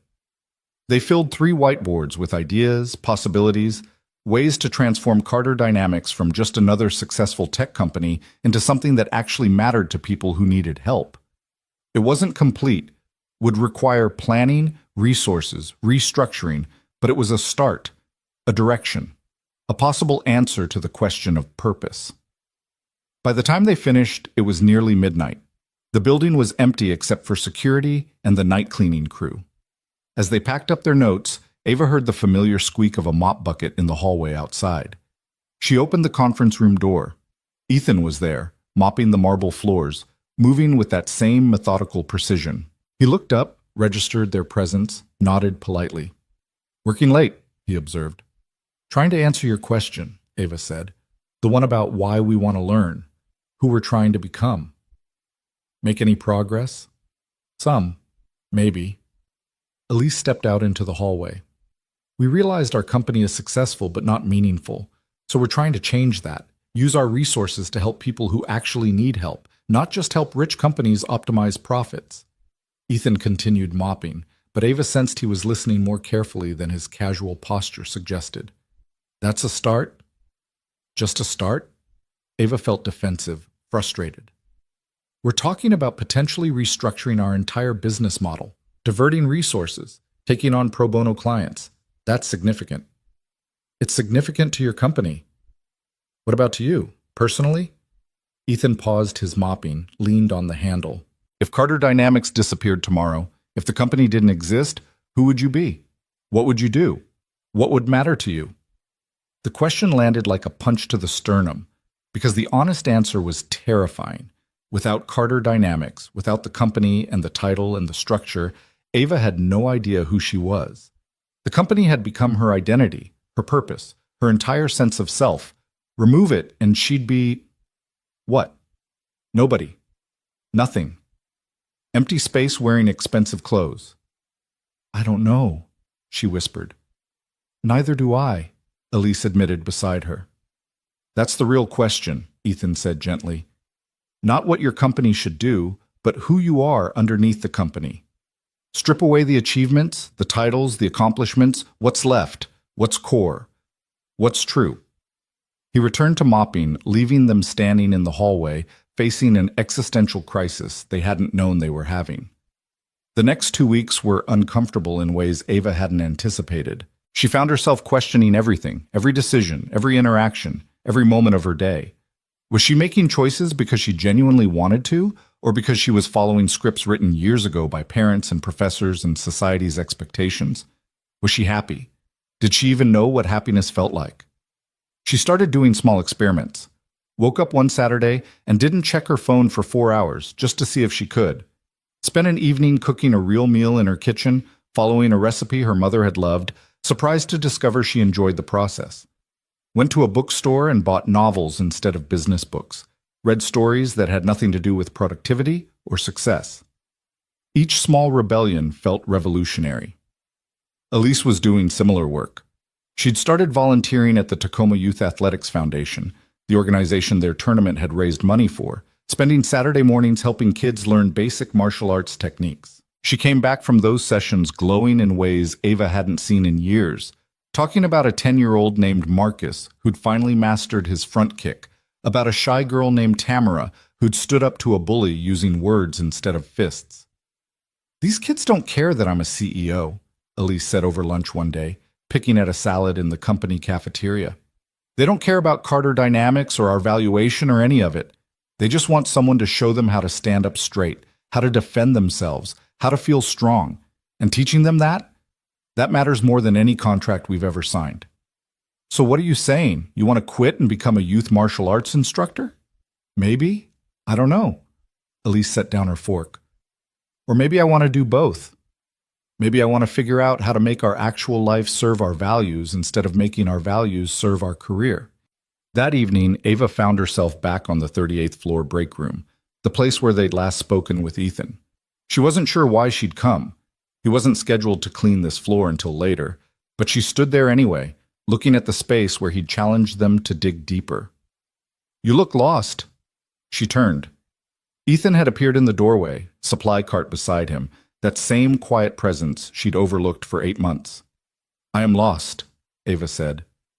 "Completely and totally lost. And I hate it. I'm supposed to be the person who has answers, who leads, who knows what she's doing. But right now I don't know anything. That's progress. How is this progress? I feel worse than I did before. Because before you were certain and wrong, now you're uncertain and looking for truth. That's the necessary first step." Ethan entered the break room, started restocking supplies. Most people never take that step. They stay comfortable in certainty, even when that certainty is built on nothing real. So what's the second step? You keep looking, keep questioning, keep stripping away the false things until you find something solid. He organized paper cups with careful precision. I did this 3 years ago. Left everything I knew, everything I was, because I realized Colonel Cole was a construction, a role I'd been playing, and underneath the role, I'd lost track of who Ethan actually was. Did you find him? The real Ethan? Still looking. He smiled slightly. But I'm closer than I was, and I'm doing work that doesn't require me to teach people how to hurt each other, which is something. Ava sat down at one of the break room tables, watched him work. There was something meditative about his movements, something peaceful in the simple completion of simple tasks. No pressure, no performance, just work that needed doing, done well. Jennifer Martinez asked me about training, Ava said. Wanted to know if I could recommend a good martial arts school. And instead of answering, I asked her your question. Why did she want to train? Who was she trying to become? What did she say? That she wanted to take control of her own narrative. Stop being the person who got picked last, who felt weak. Training made her feel strong. That's a real answer, honest, grounded in her actual experience. Ethan finished with the supplies, moved to wipe down the counter. That's someone worth teaching. What about us? Are we worth teaching? He paused, looked at her directly. I don't know yet. You're asking the right questions now, which is good, but asking isn't the same as answering. You need to do the work. Really dig into who you are and what you want and why you want it. Until you do that, anything I teach you would just be techniques without foundation. How long does that take? However long it takes. Could be weeks, could be years, could be the rest of your life. He returned to his cart, prepared to move to the next floor. But I'll tell you what. You and your sister and Jennifer, if she's interested, meet me here next Saturday morning. 6 a.m. I'll show you something. Not training, not techniques. Just something to think about. What is it? You'll see. 6 a.m. Don't be late. He wheeled his cart away, leaving Ava sitting alone in the break room, wondering what she'd just agreed to, why 6 in the morning, what something to think about meant. Saturday morning arrived cold and dark, typical Seattle autumn weather with rain threatening and heavy gray clouds. Ava met Elise and Jennifer in the building lobby at 5:45, all three of them dressed in workout clothes, uncertain what to expect. Ethan appeared exactly at 6, wearing civilian clothes instead of his coveralls, simple jeans and a worn jacket, work boots that had seen serious miles. He nodded greeting, led them outside without explanation, started walking north toward Pike Place Market. They followed, confused but committed. The city was mostly empty at this hour, just early joggers and a few homeless individuals seeking shelter from the impending rain. Ethan walked with purpose, steady pace, not rushing but not dawdling either. After 20 minutes, they arrived at a small park Ava had passed 100 times but never actually entered. Inside the park, about 30 people were gathered, elderly Asian men and women, moving through slow, deliberate forms that Ava recognized as Tai Chi. They moved in synchronization without music or instruction, just shared rhythm, shared practice, shared space. This is Master Chen's group, Ethan said quietly, stopping at the edge of the practice area. They meet here every Saturday and Sunday morning, have been for 43 years. Master Chen started it after immigrating from Taiwan. He's 87 now, still teaches. They watched in silence as the group flowed through their forms, slow motion movements that looked simple but required incredible balance and control. There was something beautiful about it, something peaceful. No competition, no winners or losers, just people practicing together, supporting each other, growing incrementally. After 30 minutes, the forms concluded. The group bowed to each other, started dispersing. An elderly Chinese man with a walking stick approached them, his face weathered but his eyes sharp and bright. Ethan, he said, his accent thick but his English clear. You bring students? Just observers today, Master Chen. Wanted them to see real practice, real purpose. Master Chen studied them, Ava, Elise, Jennifer, with eyes that seemed to see through corporate facades to actual people underneath. You train martial arts? Yes, sir, Ava said. Karate. We both have black belts. Black belt is beginning, not end, Many people forget this. Master Chen gestured to the park, to where his students had been practicing. You see them? Some train 40 years, still beginners, always learning. This is Wei. Why do they come? Jennifer asked. Every Saturday and Sunday for 43 years? What keeps them practicing? Same reason flower grows towards sun. Same reason river flows to ocean, because it is nature of thing to move toward completion. Master Chen smiled. We train not to be strong over others. We train to be complete in ourselves, to be whole. This is purpose. He bowed slightly and walked away, leaning on his stick, leaving them standing in the empty park as the first drops of rain began to fall. Completion, Elise said quietly. Wholeness. That's what we're missing, isn't it? We've been training to win, to dominate, to prove ourselves. But we've never trained to be complete. Most people don't, Ethan said. Most martial arts schools sell competition and self-defense and fitness. All valid goals. But the deeper purpose, the one that makes practice sustainable for decades, is personal cultivation. Becoming more fully yourself, more integrated, more whole. Is that why you trained for 23 years? Ava asked. For wholeness? No, I trained for survival, for mission, for duty. Ethan pulled his jacket tighter against the rain. And it made me excellent at fighting but incomplete as a person. I could disable 10 opponents in under a minute, but couldn't have a conversation with my brother without arguing. Could plan complex military operations, but couldn't figure out how to be happy. The training gave me skills, but not wisdom. And now? Now I'm trying to learn what Master Chen's students already know. That the real training isn't in the techniques, it's in the showing up, the consistency, the choosing to grow a little bit every day, even when nobody's watching or judging or keeping score. They walked back through the rain, quiet, with their own thoughts. The city was waking up around them, coffee shops opening, traffic increasing, the endless engine of commerce and ambition starting another day. But something had shifted inside Ava, some understanding that existed below words. Purpose wasn't about achieving more, it was about becoming whole. Back at the building, as they prepared to part ways, Jennifer spoke up. I have an answer to your question. Why I want to train. Ethan stopped, gave her his full attention. I want to train because I spent my whole childhood afraid, of bullies, of failure, of being picked last, of not being enough. And training makes me feel like I'm rewriting that story, like I'm becoming the person who can stand up, who can be strong, who can protect others the way nobody protected me. Jennifer's voice shook slightly. I don't care about winning tournaments or proving I'm better than anyone. I just want to stop being afraid. I want to be whole. Ethan looked at her for a long moment, then nodded. That's real. That's worth working with. Next Saturday, same time. Bring workout clothes and an open mind. Really? Jennifer's face lit up. Really? You've done the hard part, being honest about what you need. The rest is just practice. He looked at the twins. You two aren't ready yet. Keep working on your question. Keep digging. When you find something real, something true, let me know. He walked away, leaving them standing in the building lobby, rain-soaked and searching, finally beginning to understand that the journey they'd started wasn't about learning to fight better. It was about learning to be better. And that journey had no shortcuts, no techniques that could replace honest self-examination, no black belt that could substitute for the hard work of becoming whole. The rejection stung more than Ava wanted to admit. She stood in the lobby long after Ethan had disappeared into the elevator, after Jennifer had left with a promise to see them later, after Elise had gone up to her apartment to change out of wet clothes. Rain streaked the glass walls, turning the city beyond into watercolor impressions, and Ava felt the weight of her own incompleteness pressing down like atmospheric pressure. Not ready yet. Keep digging.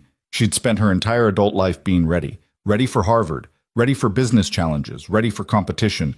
Ready to prove herself in rooms full of men who'd underestimated her. And now a janitor who happened to be a colonel was telling her she wasn't ready for something she couldn't even properly define. Her phone buzzed. Text from her father's lawyer. Something about estate paperwork that still needed signing 2 years after the funeral. She stared at the message. Thought about her father. About the man who'd shaped their entire lives with his expectations and ambitions and unspoken demands for excellence. He'd been dead for 24 months. and she was still living by his rules, still measuring success by his standards, still trying to earn approval from a ghost. Maybe that was the problem. Maybe she'd been so busy trying to become who her father wanted that she'd never figured out who Ava actually was underneath the performance. She took the elevator up to her apartment, changed into dry clothes, made coffee she didn't drink. Her living room looked like a stage set. Perfect furniture, perfect lighting, perfectly empty. She decorated it the way she thought successful people decorated, buying what magazines suggested, creating the appearance of a life well lived while the actual living happened somewhere else, to someone else. Her laptop sat on the dining table, closed for once. She opened it, created a new document, stared at the blank page. Then she started writing. Not for work, not for business. Just thoughts, questions, fragments of half-formed realizations. Who am I without Carter Dynamics? Without the company, the title, the achievement? Who am I when nobody's watching, when there's no competition to win, no opponent to defeat? What do I actually want from my life? What makes me happy? What matters? The questions felt childish, like things she should have figured out in college, maybe high school. But she hadn't. She'd been too busy achieving, too focused on external validation to ever turn inward and examine what she actually wanted versus what she'd been conditioned to pursue. She wrote for 3 hours, filling pages with raw, unfiltered thoughts. Some of it was angry, rage at her father for pushing so hard, at herself for accepting that push without question. Some of it was sad, grief for the childhood she'd sacrificed to training, for the friendships she'd neglected in favor of competition, for all the small human connections she'd dismissed as distractions from success. And some of it was uncertain, admissions that she didn't know what she wanted, didn't know who she was, didn't know how to even begin answering those questions. But by the end, one truth had emerged clearly. She was tired. Tired of performing. Tired of winning. Tired of being Ava Carter, CEO and champion and daughter of impossible expectations. She wanted to be just Ava, whoever that was. Her phone rang. Elise. She answered. I can't do this alone, her twin said without preamble.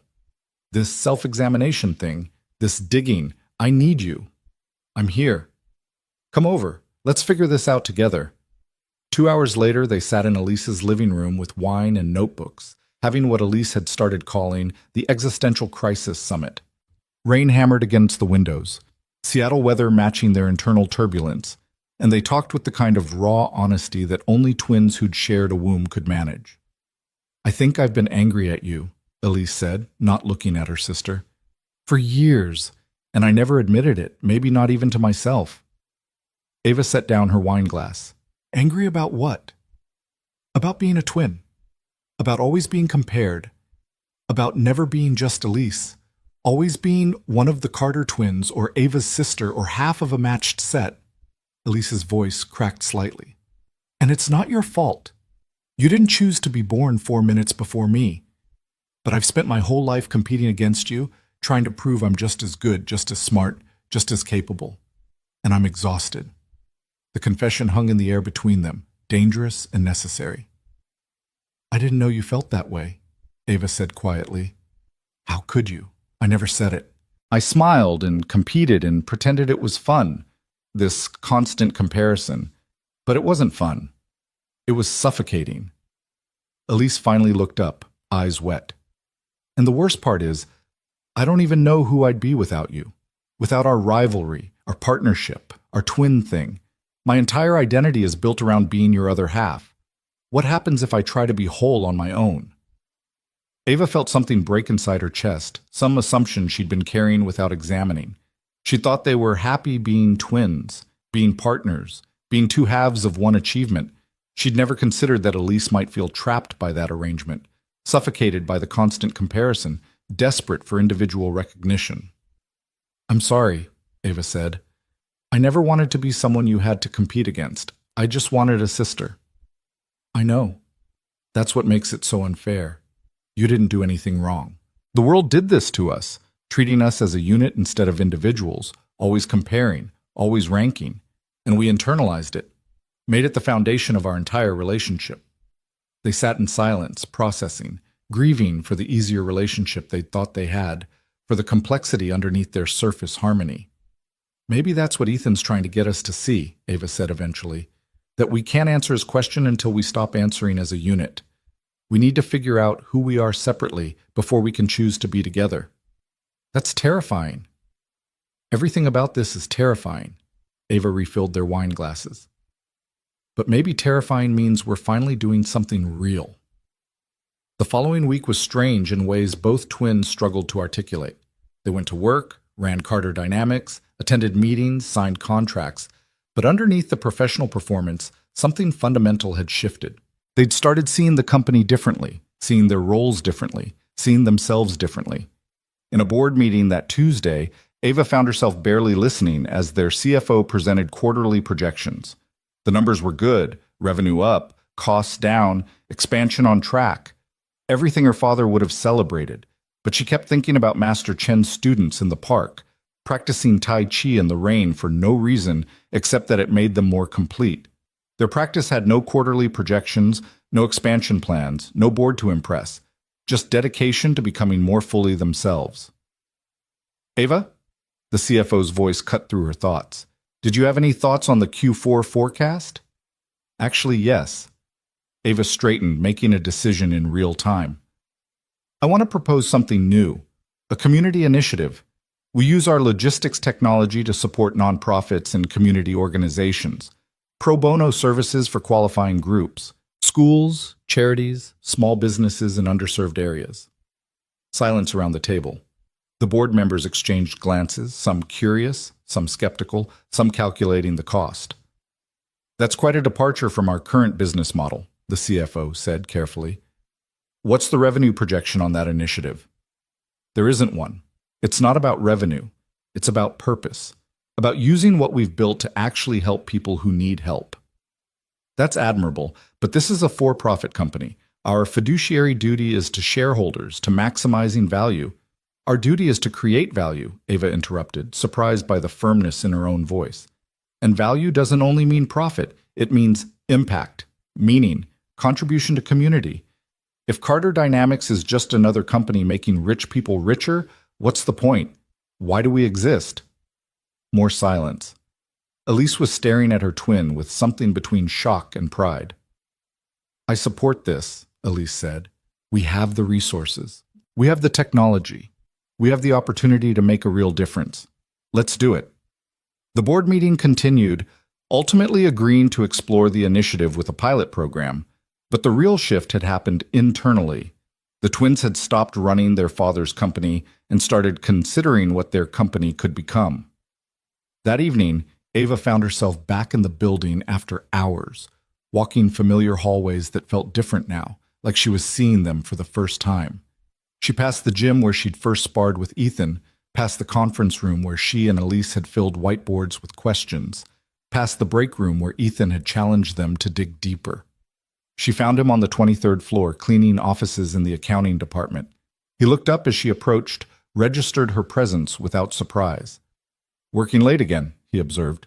Can't seem to stop thinking. Ava leaned against a doorframe.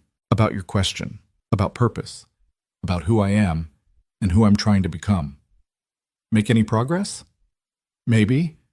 I realized I've been living my father's life, his dreams, his definitions, his measures of success. And underneath all that, I don't know who Ava actually is. I don't know what I want, or what matters to me, or what would make me happy. She paused. Is that progress, or just admitting I'm lost? Both. Being lost is progress when you'd been pretending to know the way. Ethan returned to wiping down a desk. Your father, what was he like? Brilliant, demanding, impossible to satisfy. Ava smiled sadly. He loved us, I think, in his way. But his love was conditional on achievement. We earned his approval by winning, by succeeding, by being the best. And when we weren't the best, when we failed or struggled or showed weakness, he'd get this look. Disappointment, maybe disgust. Like we'd let him down just by being human. And you've been trying to avoid that look your entire life. Even now, even though he's dead, I'm still performing for a ghost, still trying to earn approval from someone who can't give it anymore. She laughed, bitter and sad. How pathetic is that? Not pathetic, Human. Ethan moved to the next desk, maintaining his rhythm. I did the same thing. My brother was the reason I enlisted. He joined the Marines first, wrote letters about honor and purpose, and making a difference. Made it sound noble. So I followed him, wanted to live up to his example, wanted him to be proud of me. And when he died, I lost my reason. The person I'd been performing for was gone, and I realized I'd spent 23 years trying to be the soldier my brother wanted me to be, but I'd never figured out who Ethan wanted to be. He finished the desk, straightened. That's when I retired. When I realized continuing meant living someone else's life forever. Do you regret it? The military career? No. It taught me discipline, gave me skills, showed me what I was capable of. But it also consumed me, made me into a weapon instead of a person. And at some point you have to choose. Keep being the weapon or figure out how to be human again. How do you do that? Figure out how to be human? You start small. Choose things for yourself instead of for achievement or approval. Find out what you actually like, not what you're supposed to like. Spend time with people because you enjoy their company, not because they're useful connections. Ethan picked up his cleaning supplies. You take off the armor piece by piece and see what's underneath. Sometimes you find strength. Sometimes you find wounds. Usually both. Ava watched him work, this man who'd chosen janitorial work over Pentagon offices, invisibility over recognition, simplicity over status. There was something profoundly brave about that choice, something she was only beginning to understand. "Can I ask you something personal?" she said. "You can ask. I might not answer." "Do you have anyone? Friends, family, people you're close to?" Ethan was quiet for a moment, considering whether to respond. "Not really. My parents passed years ago. My brother's gone. Most of my military friends I lost touch with when I retired. Didn't want to be Colonel Cole anymore, and that's all they knew, the role, not the person. So I left it all behind." "That sounds lonely." "It is, but it's honest." He looked at her directly. "Sometimes you have to be alone to figure out who you are. You can't discover yourself in crowds of people telling you who to be." "Is that what you're doing? Discovering yourself?" "Still trying. Some days I think I'm getting closer. Other days I feel as lost as when I started." He smiled slightly. "But at least now I'm lost by choice, not by accident. That's something." Ava left the building that night feeling both heavier and lighter. Heavier with new understanding of her own incompleteness. Lighter from finally admitting it existed. She walked home through Seattle rain, let it soak her hair and jacket, stopped being the person who hurried between buildings with umbrellas and careful planning. Just walked, just existed, just let the rain be rain. Saturday morning arrived and Jennifer showed up at the building at 6 a.m., nervous and excited in equal measure. Ethan met her in the gym, now dressed in simple training clothes, his military bearing more visible without the coveralls. "You came," he said, approving. "You said to. I don't break commitments." "Good. That matters in training. Showing up even when you don't feel ready, even when it's hard, even when nobody's watching." He gestured to the mat. "We're going to start simple. I'm going to teach you how to fall." Jennifer laughed, uncertain. "I already know how to fall." "Oh, you just fall." "No. You just hurt yourself. There's a difference." Ethan demonstrated, dropping from standing to the mat in a controlled roll that distributed impact across his body. He stood up easily, unharmed. Falling properly is the foundation of everything else. If you can't fall safely, you'll train afraid. And fear makes you rigid, makes you weak. For the next hour, he taught Jennifer how to fall. Forward rolls, backward rolls, side falls, break falls. She hit the mat over and over, learning to tuck her chin, protect her head, roll with momentum instead of fighting it. It was humbling, difficult, and strangely meditative. Each fall was a small letting go, a trust that the technique would protect her, that vulnerability didn't equal harm. "Why this?" Jennifer asked during a water break, breathing hard. "Why falling? Why not punches or kicks or actual fighting techniques?" "Because you need to learn that hitting the ground isn't the end. You can fall and get back up. You can be knocked down and survive. Once you know that deep in your body, you stop being so afraid of losing. And when you stop being afraid of losing, you start being free to actually learn." Ethan handed her a towel. "Most people train to avoid falling. I'm teaching you to fall well. There's power in that. They continued for another hour, and by the end, Jennifer was falling with increasing confidence, getting back up faster, trusting the technique. She left the gym exhausted and empowered, already looking forward to next Saturday, already feeling different in ways she couldn't quite name. Ava and Elise, watching from outside the gym, felt envy and recognition mix uncomfortably.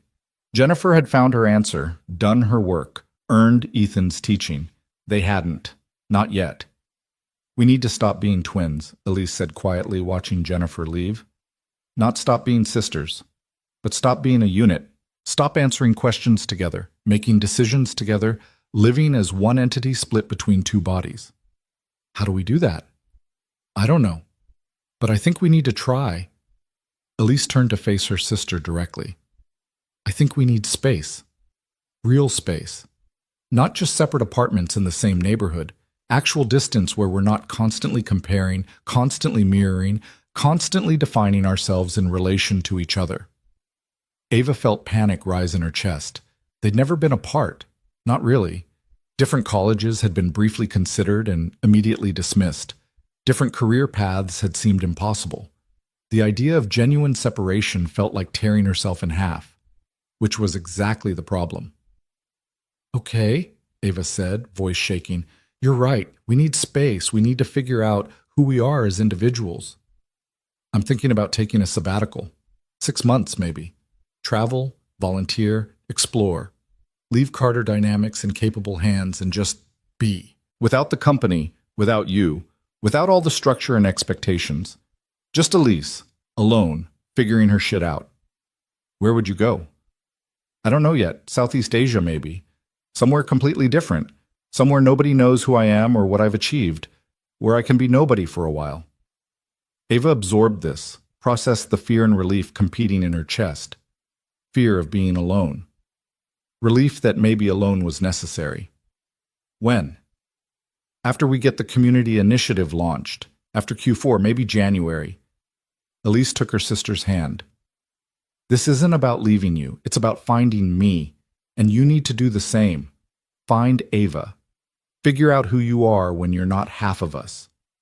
They stood together, twins contemplating separation, understanding that growth sometimes required distance, that love sometimes meant letting go. The next few weeks blurred together in a strange mix of normal work and profound change. Carter Dynamics launched its pilot community program, offering free logistics software to 5 nonprofit organizations in the Seattle area. The response was immediate and overwhelming.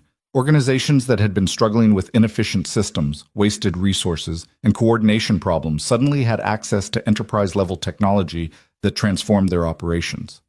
Ava personally worked with a homeless services coalition, helping them optimize their resource distribution, coordinate between shelters, and track available beds in real time. It was detail work, unglamorous and time-consuming, and it mattered more than any corporate contract she'd ever signed. She sat in meetings with social workers who were exhausted and underfunded and deeply committed, who thanked her with tears in their eyes for help they'd needed for years. One woman, a shelter director named Patricia, hugged Ava after their final implementation meeting. You have no idea what this means. Last week we had a family sleeping in their car because we couldn't coordinate fast enough to find them a bed. With this system, that won't happen again. You're saving lives, actual lives. Ava drove home that evening and cried in her car, big, ugly sobs that came from somewhere deep and previously sealed. She'd spent her entire career chasing revenue and valuation and market position, and none of it had ever made anyone cry from gratitude. None of it had saved lives. None of it had mattered like this mattered. She texted Ethan from the parking garage. I think I found part of my answer. His response came 5 minutes later. Good. Keep looking. There's more. Elise was having similar revelations working with the Tacoma Youth Athletics Foundation. She'd expanded from Saturday morning volunteering to 2 evenings a week, teaching basic martial arts to kids who reminded her painfully of her younger self. Desperate to prove themselves, hungry for approval, measuring self-worth through achievement and competition. There was one boy in particular, Marcus, named after the security chief who'd connected them with the foundation. He was 12, small for his age, angry in the way kids get when the world keeps hurting them. He'd been bouncing between foster homes, acting out, getting into fights. The foundation was his last chance before juvenile detention. Elise worked with him one-on-one after class one evening, teaching him the same falling techniques Ethan had taught Jennifer. Marcus fought it at first, tried to stay rigid, tried to avoid hitting the mat because falling felt like losing, like one more thing he couldn't control. "You're fighting the fall," Elise told him. "You're so scared of hitting the ground that you're making it hurt worse." "I'm not scared," Marcus snapped, all adolescent defiance. "Yeah, you are, and that's okay, but fear makes you stiff, and stiff breaks. You need to learn to be flexible, to roll with things, to fall and get back up." "Why? So I can be a better punching bag? So people can knock me down easier?" "No. So you can stop being afraid of being knocked down. So you can know, deep in your bones, that falling isn't the end. You can hit the ground and get back up, over and over, forever if you need to." Elise demonstrated, falling hard and rising smoothly. The ground isn't your enemy. Fear is, and you beat fear by proving it wrong. Something shifted in Marcus's face. He tried again, this time relaxing slightly, letting the technique work. He fell better, got up faster, fell again, rose again. By the end of the session, he was almost smiling. "This is weird," he said. "I thought martial arts was about not getting hit, but you're teaching me to get hit better. I'm teaching you resilience, how to take damage and keep going. That's more valuable than never getting hurt." Elise handed him water. "You're going to fall a lot in life, Marcus. We all do. The question isn't whether you'll fall, it's whether you'll get back up." He nodded, drinking water, processing. As he left, he turned back. "Hey, Miss Carter. Thanks for not giving up on me. Most people do." "I won't," Elise promised. "Keep showing up. Keep trying. That's all I ask."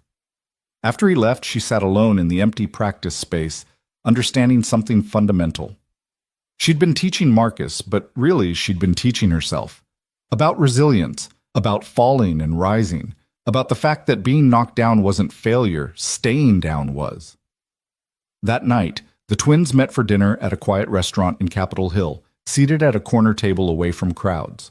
They'd been seeing less of each other lately, creating that necessary space, learning to exist independently. It felt strange and necessary in equal measure. "I got invited to speak at a conference," Elise said, picking at her salmon. "In Singapore. Technology and social impact. They want both of us, obviously, but I told them just me this time." "That's great. You should go." "You're not upset about not being invited as a package deal?" "Honestly, I'm relieved," Ava smiled. "I'm tired of being a match set. I want you to have things that are just yours, and I want things that are just mine, even if those things are conference speeches in Singapore." "I'm scared," Elise admitted, "of going alone, of representing the company alone, of being just Elise without Ava beside me." "You'll be amazing. You don't need me to be amazing. I've always had you, though, since before birth. You're my original safety net. And maybe that's been holding us both back. Maybe we've been so comfortable having each other that we never pushed ourselves to be fully independent." Ava reached across the table, took her sister's hand. "I love you. I'll always love you. But I think we need to learn to love ourselves separately before we can be healthy together." Elise squeezed her hand, blinking back tears. "When did we get so wise? When a janitor made us question everything we thought we knew about ourselves." They laughed, sad and genuine, understanding that they were at a turning point, that the relationship that had defined their entire lives was evolving into something different, something healthier, something that allowed them both to be whole individuals instead of incomplete halves. 2 weeks later, Ava found herself back on the 38th floor break room late at night, the space where she'd had so many conversations with Ethan. He wasn't scheduled to clean this floor until morning, but she went anyway, drawn by the quiet, by the familiarity, by the sense that this space had become sacred in its own strange way. She sat at one of the tables, pulled out a notebook, started writing. Not business plans or strategic initiatives, just a letter to her father, words she'd never been able to say when he was alive. "Dad, I'm angry at you. For pushing so hard, for making love conditional on achievement, for teaching me that my value was measured in trophies and contracts and other people's approval. for never just letting me be your daughter without also being your legacy. But I'm also grateful, because your impossible expectations made me strong, made me capable, made me someone who could build a multi-million-dollar company before 35. The problem is, I don't know if I wanted to build that company.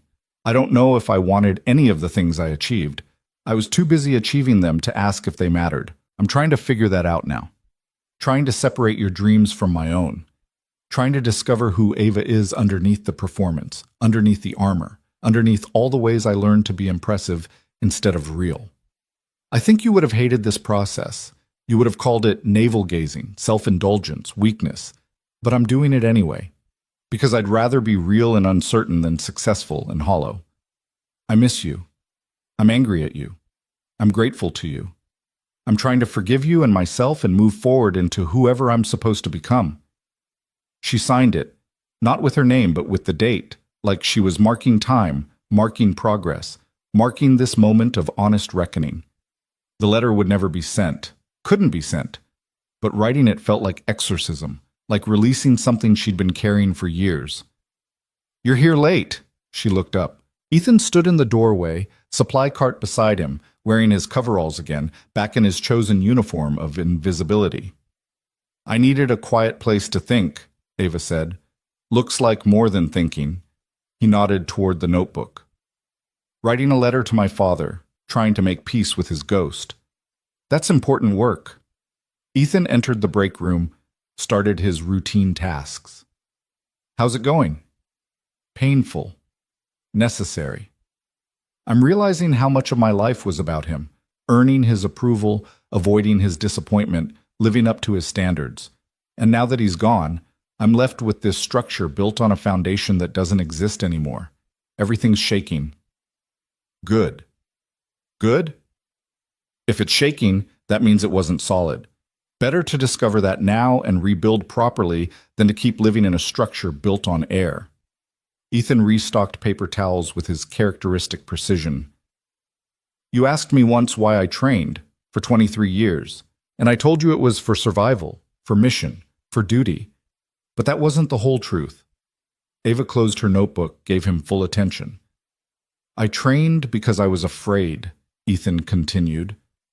"Afraid of being weak. Afraid of failing the people who depended on me. Afraid of not being enough. And training gave me control over that fear, made me stronger, faster, more capable. But it didn't make me less afraid. It just gave me more sophisticated ways to avoid facing the real question. Which was? Whether I was worth anything beyond what I could do for others. Whether Ethan Cole had value as a person or only as a soldier, a trainer, a weapon. He finished with the paper towels, moved to wipe down surfaces. "When my brother died, I lost the person I'd been performing for. And without that audience, without that purpose, I had to face the fact that I'd never built an identity that stood on its own. I was all role, no self. Is that why you became a janitor, to strip away the role?" "Partly, but also because cleaning is real. It's honest work that makes spaces better for people. Nobody thanks you for it, nobody celebrates it, but it matters. And doing it well, doing it with care and precision, that taught me I could have value even when nobody was watching, even when there was no applause, even when the work itself was the only reward." Have you found it? Yourself underneath the role? Getting closer. Some days I know exactly who I am. Other days I'm still looking, but the difference now is I'm looking for me, not for what other people need me to be. He straightened, met her eyes directly. "You asked me to train you and your sister, to teach you, and I said you weren't ready. Do you know why? Because we didn't have a real answer about why we wanted to learn.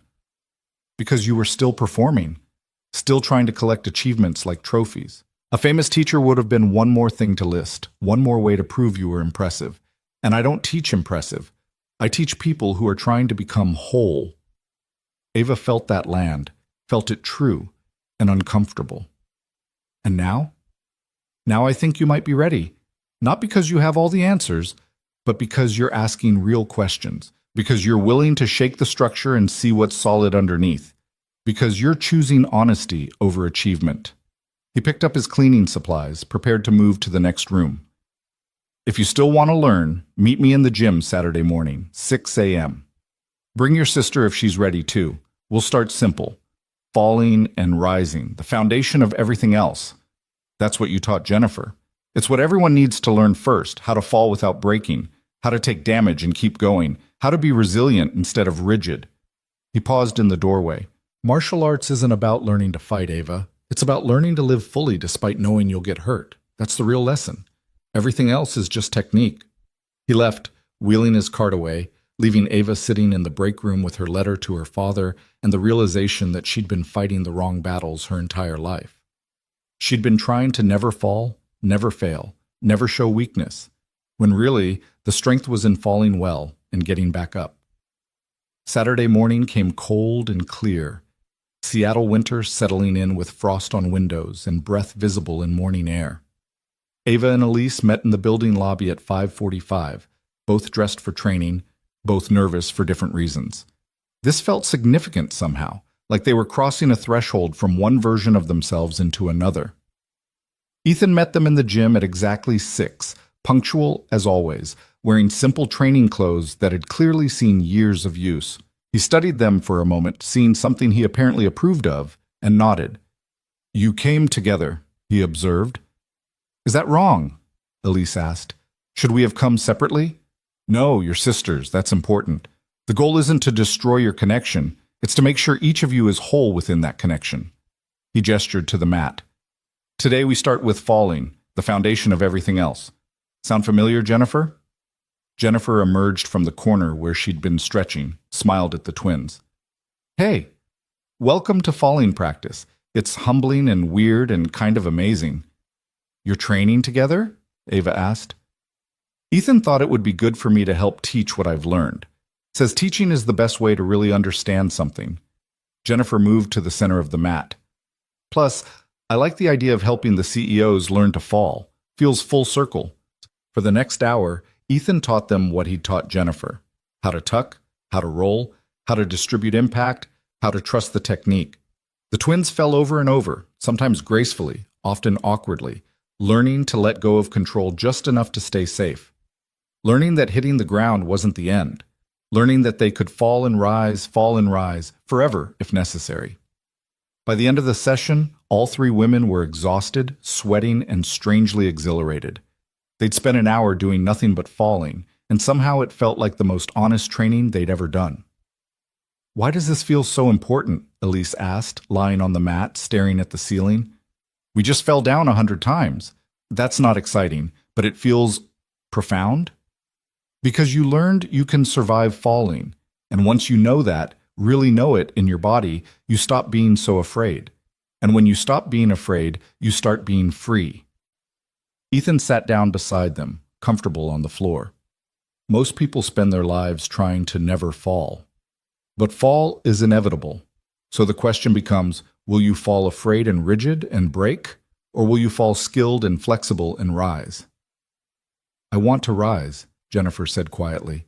"I've been falling my whole life, just badly, getting hurt, staying down, being afraid. I want to fall well."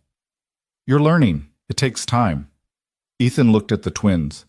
"What about you two? Why are you here? Really?" Ava sat up, thought about her answer, chose honesty over performance. "I'm tired of being impressive. I want to be real. I want to figure out who I am underneath all the achievements and expectations and roles I've been playing. And I think learning to fall is learning to be vulnerable. Learning that I don't have to be perfect or invincible or always in control. I can be human, and that can be enough." "That's real," Ethan said. "Elise? I want to be whole by myself, not half of a twin unit, not my father's daughter, not a CEO or a champion, just Elise, complete and individual, and okay with being alone when I need to be." She glanced at her sister. "I love Ava, but I can't keep defining myself in relation to her. I need to learn who I am independently, and falling feels like letting go of needing her to catch me every time." Ethan was quiet, considering their answers, apparently finding them sufficient. "Okay, we'll keep training. Every Saturday, 6 a.m., unless I tell you otherwise. We'll build from here. Falling, then rolling, then basic techniques, then more complex skills. But the foundation is always this: learning to fall well, learning to be resilient, learning that getting knocked down isn't failure. How long does it take, Jennifer asked, to really learn this? Lifetime. Maybe several. He smiled. But you'll see progress quickly. Feel different within weeks. What we're really doing isn't learning techniques. It's reconditioning your relationship with challenge, with difficulty, with failure. Teaching your body and mind that struggle is normal, damage is survivable, falling is just part of rising. They trained together every Saturday after that, 3 women and 1 teacher, building something that wasn't about competition or achievement, but about becoming more complete versions of themselves. Sometimes Marcus Webb would stop by, watching from the doorway, slowly accepting that the colonel he'd revered in the military was now teaching CEOs to fall on mats. Sometimes other employees would peek in, curious about what the twins were doing at 6 a.m. on Saturdays, wondering why their successful bosses were learning to hit the ground. But inside the gym, none of that mattered. There was only the practice, the falling and rising, the slow, patient work of becoming whole. 3 months passed in a rhythm of falling and rising, both literal and metaphorical. The Saturday morning sessions became sacred time for all 3 women, a weekly anchor point where they could set aside their corporate identities and just be students learning fundamental lessons about resilience and vulnerability. The gym became a sanctuary. The early morning hours before the building woke up a pocket of time where performance wasn't required and honest struggle was not only acceptable, but encouraged. Ethan proved to be unlike any instructor the twins had ever encountered. He rarely demonstrated his own abilities beyond basic technique, never showed off or reminded them of his credentials. Instead, he focused entirely on their development, watching with eyes that caught every subtle shift in balance, every moment of hesitation, every breakthrough, however small. He spoke sparingly, his feedback surgical in its precision. A word here, a gentle correction there, mostly just presence and attention that made them feel truly seen for the first time in their lives. By December, they'd progressed beyond simple falling to more complex movements, rolling techniques that built on the foundation of falling safely, basic strikes that emphasized control over power, defensive movements that taught timing and patience. But always, Ethan brought them back to the fundamentals when he sensed they were getting ahead of themselves, when achievement orientation started creeping back into their practice. "You're competing again," he told Ava one Saturday morning, stopping her mid-technique. "I can see it. You're trying to do it perfectly, trying to impress. Why?" Ava froze, caught in the act of old patterns. "I just want to do it right." There's a difference between doing it right and proving you can do it right. One is about learning. The other is about performing. Ethan moved closer, his voice gentle but firm. "I don't need you to impress me. I need you to be honest about where you are right now. If you're struggling, show me the struggle. If you're uncertain, show me the uncertainty. That's how we work with what's real instead of what you wish was real." The words landed like they always did with Ethan, uncomfortable and necessary. Ava tried the technique again, this time allowing herself to actually feel where she was uncertain, where her body didn't quite understand the movement. It was messier, less impressive, and somehow more truthful. "Better," Ethan said. "That's real practice. The other was just performance." Elise was having her own reckonings. The Singapore conference had gone well. She'd spoken about Carter Dynamics Community Initiative to an audience of tech leaders, and for the first time she'd stood on a stage alone, without Ava beside her, and felt complete rather than incomplete. The applause had been gratifying, but more important was the realization that she could exist independently, could represent herself and their work without needing her twin as validation or support. She'd returned from Singapore different, more settled in herself, and immediately started planning her sabbatical. 6 months traveling through Southeast Asia, volunteering with educational organizations, teaching martial arts to kids in communities that couldn't afford formal instruction. No corporate identity, no CEO title, just Elise Carter trying to be useful and figure out who she was when stripped of all external markers of success. "I'm scared," she admitted to Ava over coffee one morning in early January, her departure date looming just 2 weeks away. "Terrified, actually. I've never been alone like this. Never been away from you, from the company, from everything familiar." "That's how you know it's the right thing to do," Ava said, her own fear carefully hidden. She was terrified, too, of running Carter Dynamics without her twin, of being truly alone for the first time, of discovering whether she could be whole without the other half of their matched set. But Elise needed to hear confidence, needed permission to go, needed to know Ava would be okay without her. "You're ready. You've been ready. You just needed to believe it." "What about you? Are you ready for me to leave?" "No, but I need to be ready. I need to learn to stand alone too." Ava reached across the table, took her sister's hand. "We're not abandoning each other. We're just finally learning to be individuals so that when we come back together, we're choosing it instead of being trapped by it." "When did we get so healthy?" Elise laughed, tears in her eyes. "When we started paying attention to the janitor."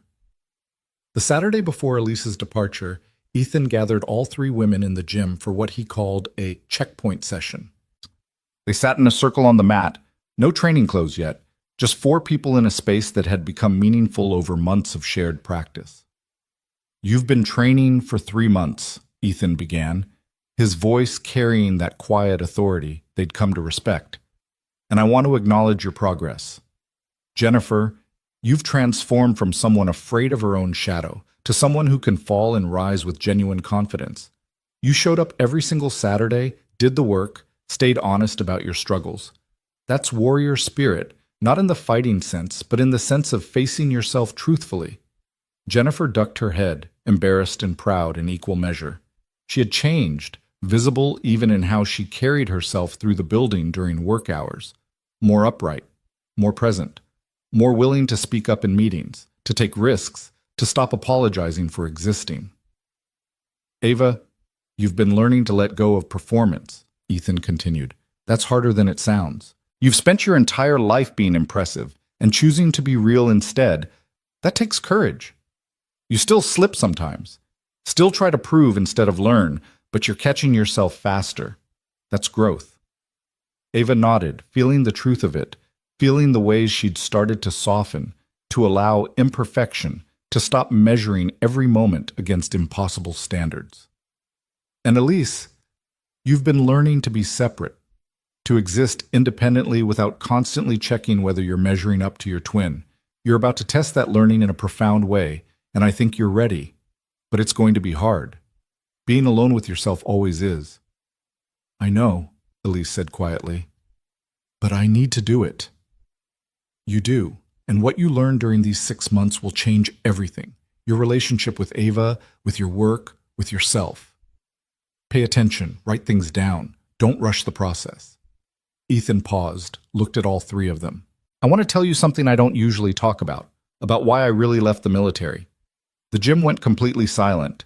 In 3 months of training, Ethan had shared pieces of his history, but never the full truth, never the complete story of why a decorated colonel had become a janitor.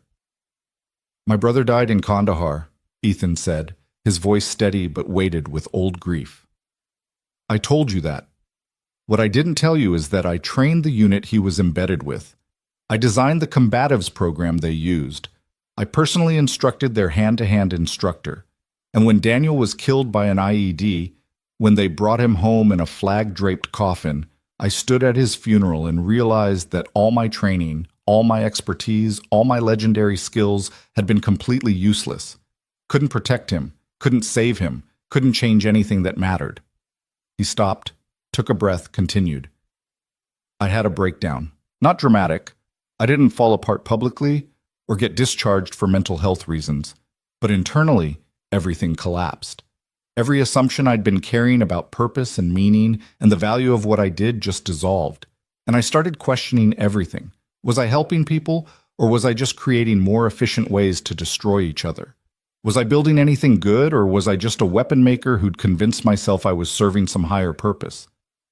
The three women sat frozen, barely breathing, witnessing something vulnerable and true. "I finished my commitment because I'm not a quitter. But the day I hit my retirement date, I walked away from everything.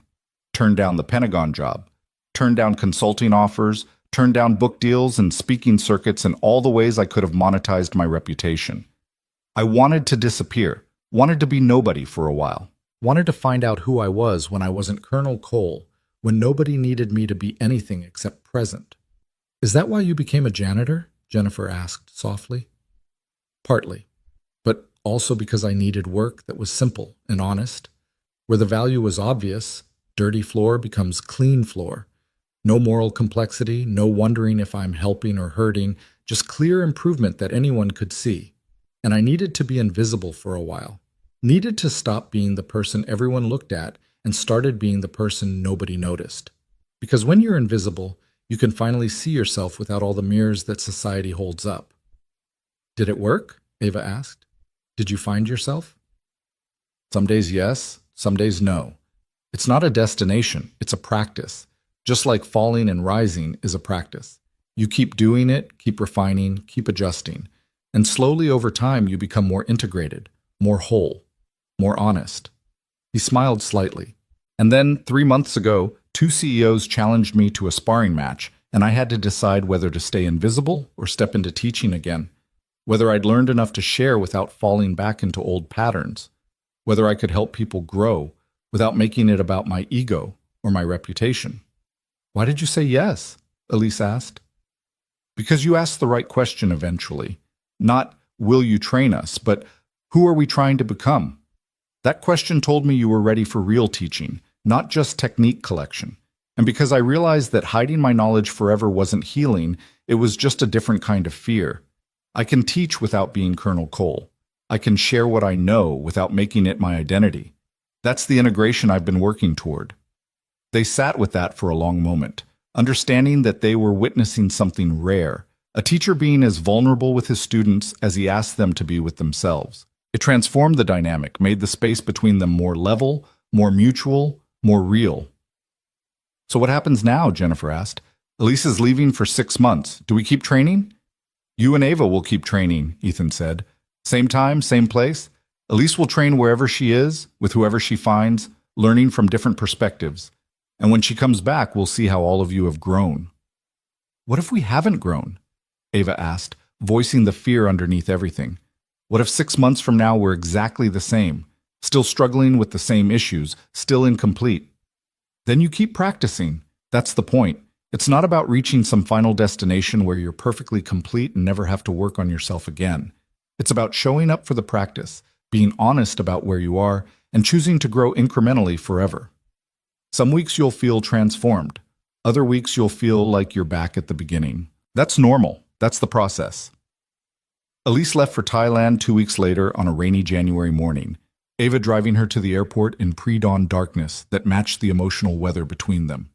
They'd said their goodbyes multiple times already, but kept finding more things to say, more reassurances to offer, more expressions of love and fear and hope. Promise me you'll be okay, Elise said in the departure terminal, holding her boarding pass like a talisman.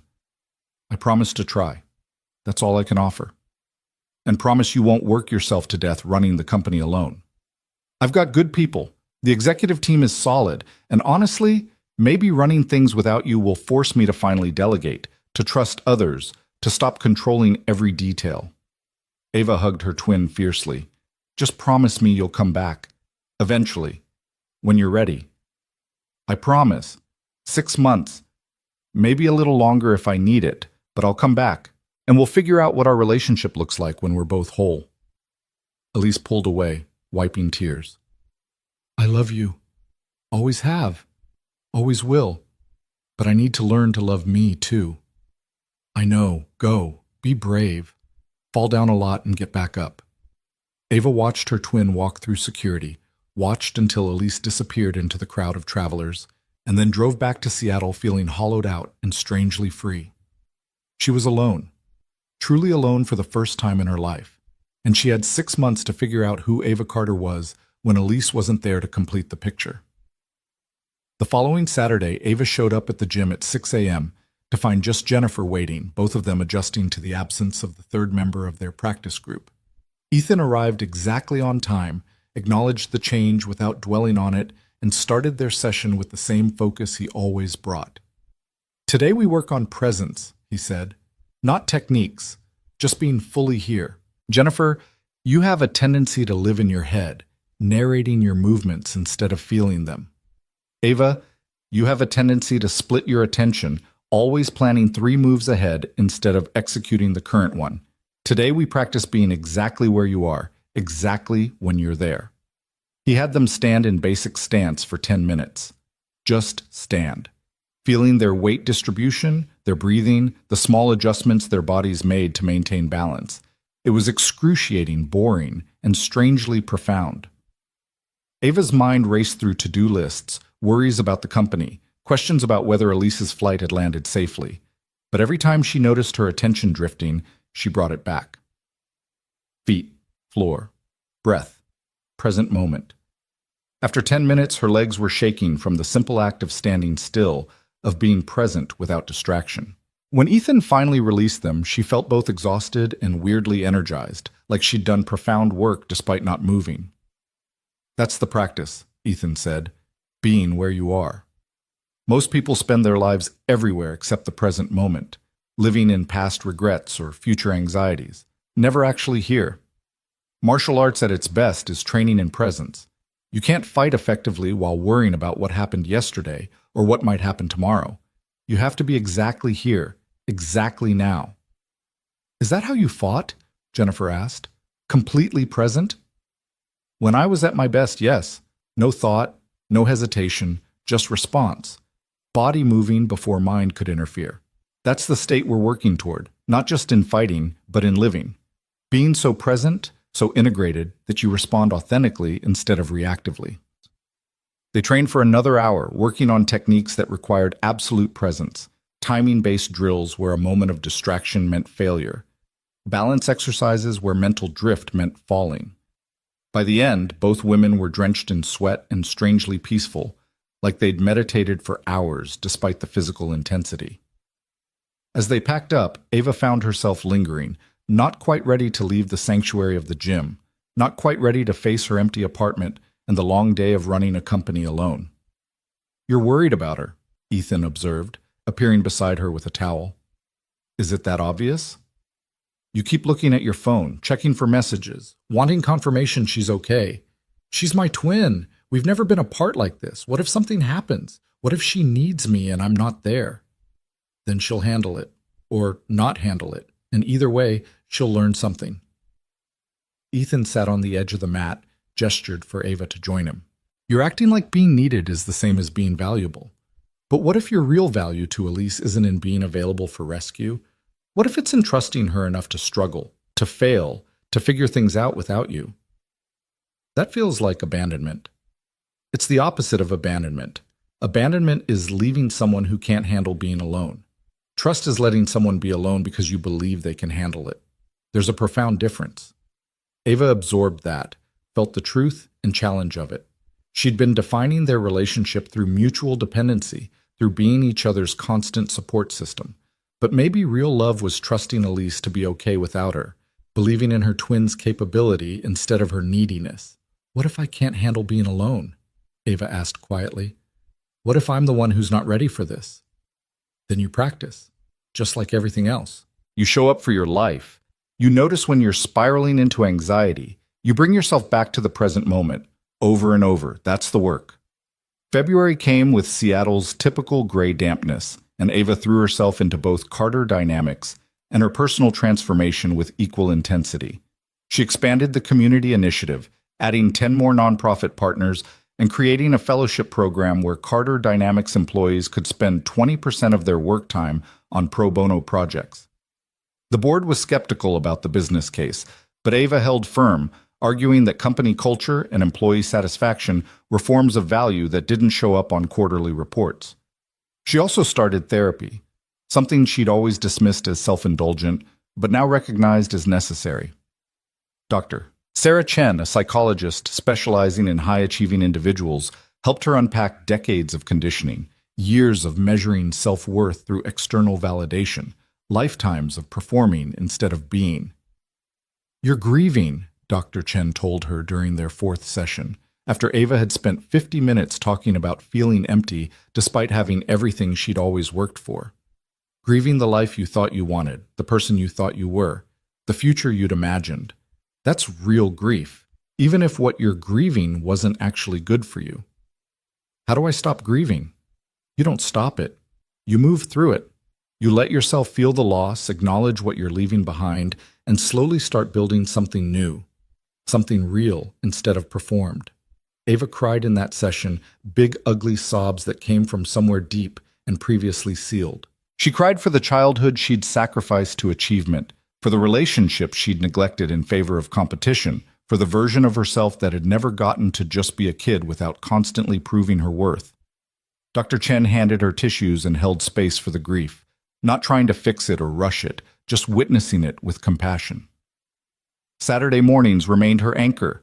She and Jennifer trained with Ethan, learning progressively more complex techniques but always returning to the fundamentals of presence, resilience, integration.